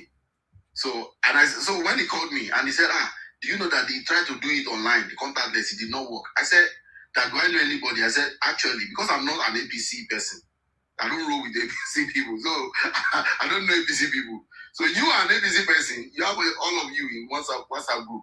You should be able to do it. See, this guy was panicking. How is he going to do it now? So I told him, I reminded him, and I said, remember when we were talking, and I used to say that most of all these people go on national TV and say, this one is working, they fix this. Now you have had the first-hand experience. Now it don't touch you. It don't touch you now. You can't run, come meet me where they supposed to be. they can help you. last, you go back to Nigeria. She means in Nigeria they work. If Nigeria was working, why would a medical doctor want to leave his medical profession and move to another country and change his career direction completely? And you are here, you're still defending evil. So, Dada, you see, when we advocate for... No, federal government just cut ties with that company. Hold on. Why did they cut ties? They cut ties because the boys, when they chop from the racketeering, they need to tell Baba, say, this thing must not work. Nigerian corruption is built all the way up. Peter, we said something. He said, if you are not stealing, your children are not stealing, your wife is not stealing, you will reduce corruption by 50%. And people want to say, it's the people that are, is it Tinubu that will be doing the office? I said, if there is an instruction to say, look, this thing has to work, and somebody raise the flag and say, why is this thing not working? And the president fire the top person there. Fire the top person, bring in another person, the person did not make it work, fire that person again. You will see that things can work in Nigeria. So it's not that things cannot work. But because the person who is at the top, he himself is dirty, is criminal. So when you are criminal, the people under you too will try to outshine you. I bet you in the scheme of criminality, there are people under Tinubu that are just waiting to outcrime him, to do more than what he is doing. And that is why you keep hearing all these crazy things. That is why you hear an agency that something that has never happened in the history of Nigeria, that there is an audio agency. It has been happening, my brother. What are you saying? I'm not even going to answer you. So, excuse me, in the issue of Gbajabiamila and David Umahi, you and I know that the Saddam, an ex-commissioner of police from Oyo State that just left about a couple of weeks ago, that just retired, came on national TV and said the Nigerian policing system that is not designed for an average Nigerian. It's designed to protect the elite against the people. An ex-commissioner of police that just resigned, it's not up to 6 weeks, he just resigned. He said it is not designed to protect the people, but rather elite. So he was against this state policing. So if you think that all these things that you guys are doing, you can see the truth, you can see structures, you can see the desecration of the citizenry and the institution of Nigeria, and you are speaking to support it, I bet you, and I can guarantee you, before the next election, it will touch you. I'm not even saying after election, before this 2027 election, it will touch you. So let's all come together. When you see evil, when a person see black and he begins to call it white, you see black, you cannot say this thing is bad. And we cannot all collectively come together. All of us that are talking, it's not that we hate that country. We want this to work. If Nigeria works like that, you will not be where you are right now. You will be in that country. It is because you know it's not working and you cannot see any prospect and any future. That's why there are Americans in Nigeria now. There are Americans in Nigeria. Yeah, what is the population of Americans in Nigeria compared to Nigerians in America? Can you see what I'm just saying now? What I just said now is doing it again. See. You will see the truth like this and you can't say it. Do you know how many Nigerians are living back? Do you know that one of the reasons why Trump placed Nigeria on administrative pause is because 30-something% of us are depending on government. Dauda, do you know that being abroad does not define a better life? Listen. Do you know that Dangote is the richest black man in the world? But by the virtue that he's a Nigerian, he has to get visa to visit South Africa. He has to get visa. Yeah, but they're addressing those issues. Wait. But do you know that an homeless man, an homeless American man, an idiot, imbecile American man will travel all the world, will come to Africa than the richest African man? But does that make him live a better life than you? Are you silly? Are you not listening to what I'm saying? Nigeria. Does that mean he's living a better life? Mikey. Saddam, I don't want to talk again. Exactly. If they follow, for somebody to agree to support APC first, you're supposed to say they don't call their brain. Their brain matter. You don't sacrifice them. We are talented. You are talented in stupid. No, they wait for that, man. Instead of Dauda to go back to Nigeria. Instead of Dauda to go back to Nigeria, Dauda go do masters in Shango AI, in Amajoha AI, he go before Dauda go back to Nigeria, he go get like 77 masters. Instead of making, if the paper never complete, he never get document finish, he go do masters. So I know they use employer get green card. He go. I don't want to know that one. Talent. You are contributing to the national government of America. America must be mad to give you that. Huh? America must be crazy to give you that. They must see talent in line. You want me to show you evidence? Show me evidence. I don't need any evidence. I don't need any evidence. I don't believe you. There's nothing that come out from APC mouth. Use talent visa. There's nothing that come out from APC mouth that I agree. What value do you add? My brother, we are engaging. Let me not reveal my secret. So what is somebody who has a fake certificate? So I don't even trust any certificate when you give me. My certificate is from Rice University. Can you browse Rice University? Harvard of the South, United States. One of the best in the world. One of the Google Rice University. Google Rice. Rice. Yeah, Rice. Where they chop bread. Rice. Okay, no one episode they share rice up and down. The university was founded by Rice William Mashar. Google them. in Houston, Texas, one of the best investors in Southern America. What do I try to talk? One of the best In investors. Nigeria, in America, is between the first 16. You are joking. They Do deceive you us. know? That as far as I'm concerned, you don't go school. As far as I'm concerned, they only saw my talk comment and said that I'm going to trade you free money, not be Nigeria money. PhD in religion. PhD in religion studies. So you see why they are ahead of us, right? They know that there is something that I have that is very relevant to their society. What did you get? 6 years they put me under funding. What did you get? What did they fund you? Make you find what did they find for religion we never hear before? It's not, you see, that is not how they study religion. That is not, this is academic approach to the study of religion. See, they use to study the brain of average APC supporter of Nigeria. Now, they use it, but you don't know. Put your application. Right here you have 80 people applying for 5 slots and they bring you from Nigeria. You are super talented but 5. Oh my goodness. 80 people for 5 slots and they got you in. My brother. You have to thank God.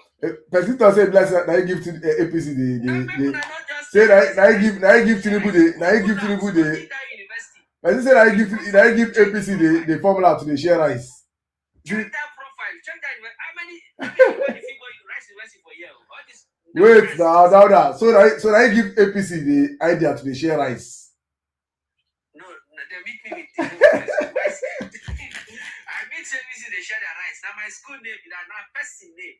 Now the founder of that university, Houston, Texas. Yeah. Oh, goodness. It's a private university. Don't worry, we're going to write. I'm going to write to the school and demand that they send you back to Nigeria. You see, the declaration to go to space in America was made in that university. Don't worry, my happiness is that we say Americans they always comply to all these queries, letters, and the rest. So I'm going to mobilize at least 5,000 people to write letter and say, please, the school that your services is needed in Nigeria. We need you back. Tinubu needs you. Make you go back to Nigeria. We want to see your input. America is not a lawless country. All the PhD. Why you don't want to go back? Why you don't want to go back now? Tinubu is doing. Why you don't want to go back? But maybe you people go bully me to go back now. Make your carry your body go where your soul and your heart there. You see your soul I have it on record. I'm going to cut this recording part now. Don't worry now. Now we go. What do they call that thing? Don't worry now. You see agenda. I get them already. No problem. Guys, if you're interested, please tomorrow. I need like 500 signatures. 500 signatures. We're going to sign down with video evidence. I'll cut this part down and say his body and soul is in Nigeria, that he needs to go back. So we'll write to Rice University. No problem. We'll go carry and come away. Where we go submit about it. We don't need carry and give you. We know what to submit. We'll find the. You want us to release talent? You want us to send talent back? Okay. No, I'm not going to do that. No, Allah. We would rather send you people packing and return this guy here. No, Allah. All right, guys. Thank you so much. I've come to the end of today's show because tomorrow I have to be very up. We'll be back again tomorrow. Thank you to all of you that contributed to the conversation. I hope you guys enjoyed the conversation tonight. As I always say, beyond the whole conversation is making sure that we do what we have to do offline. Because we can always talk online. We can always bring up these conversations. I always say that for us, it is important we understand that we are meant to serve as a medium of the new media to our people offline. Many Nigerians are offline. I don't understand what's happening, and I don't understand how bad it is. I don't understand these conversations because, like today, we have discussed about Umahi. We have talked about the fraud in Aso Rock. with an APC member here confirming that the current chief of staff in America, to the governor, to the president of Nigeria, was once indicted for fraud in America. It is confirmed. And many people often don't even know this thing, that they're vouching for their integrity, of which these people lack. They lack everything but integrity. They lack that word integrity. So it's our job as Nigerians that when you come up online like this and hear these things, you just take this conversation down to your circle of influence. Please, as a Nigerian that want to work in Nigeria, if you want to work in Nigeria and you don't have a circle of influence, even if it's just 3 people that you're talking to about Nigerian problem, you're talking to potentially 30 people. They're talking to potentially 300 people. They're talking to potentially 3,000 people. They're talking to potentially 30,000 people, to 300,000 people, to 3 million. That is how it goes. So just don't be one person that come out here to these platforms and hear these things. Your family members don't even know that Nigeria is, that are just complaining Nigeria, and are not providing solutions of what should be done. Elections is coming fast. It's coming fast. So we have a whole lot of information, a whole lot of educating of Nigerians we have to do going forward. So please, I'm saying it just to encourage 1 or 2 of us that are wondering, what can I do? You're in diaspora, what can you do? You have people that are back home depending on you for finance. Do they have their PVCs? Do they have their PVCs? If they have their PVCs, have they gone back to rest people to get their PVCs? That's what you should do. That is how you grow your own ecosystem. So right now, I can sleep comfortably knowing that I have hundreds of people that I know personally that have their PVCs. I know personally. I've done my own work to that problem. I can vouch for, even if I choose not to go back to Nigeria and vote on election day, I can vouch for over 100 votes personally on my own. What can you say on your own? You personally. That's the question we should ask ourselves as Nigerians. If you want to fix this country, it's in our hands. Once we can change leadership, we can change the country. So please, guys, I'm not just saying this for every one of you, just to encourage 1 or 2 of you out there thinking, what can you do? What should be done? But we'll be back again tomorrow, 10 p.m. Nigerian time. Please, hopefully after the greatest player of all time, Messi, have qualified for the finals, we'll come back here tomorrow to celebrate and to talk more about our country and issues that are bedeviling the country, right? So thank you so much, all of you. I see every one of you that have joined us all the way from Instagram. Thank you so much. To you guys on YouTube, thank you guys on X, my people on X, wonderful people, thank you so much. To all of you on Facebook, on TikTok, I'm just going to call my top viewers, El Nino Cruz, Mawakiri, Uche, Mani, NYNY, Obi for President, Kati Therapy, Ojim, M for Mickey, Dauda, Roslyn Plot, Ojo Domo, Beats by KB, Realistic in Nature, Otumba Daniels, Diamond, Stella, Chichi, Chidima, Cassava Plantation, Don Dada, Queen Gideon, Emerald Computers, Wisdom, Chidera, every one of you that came out tonight, all of you that requested for the mic to speak, and I did not give you the mic, please. It's just that we are way past our time, but we'll be back again tomorrow. I see you, Michael Olabode, thank you so much, all the way, Amaka, Chris, Jackson, thank you every one of you that came out across all these platforms. Thank you so much, K Prince, Maurice. We'll see you guys again tomorrow, 10 p.m. Nigerian time. So always on this platform, we do this for God and for country. Good night and have a great night rest. Bless you.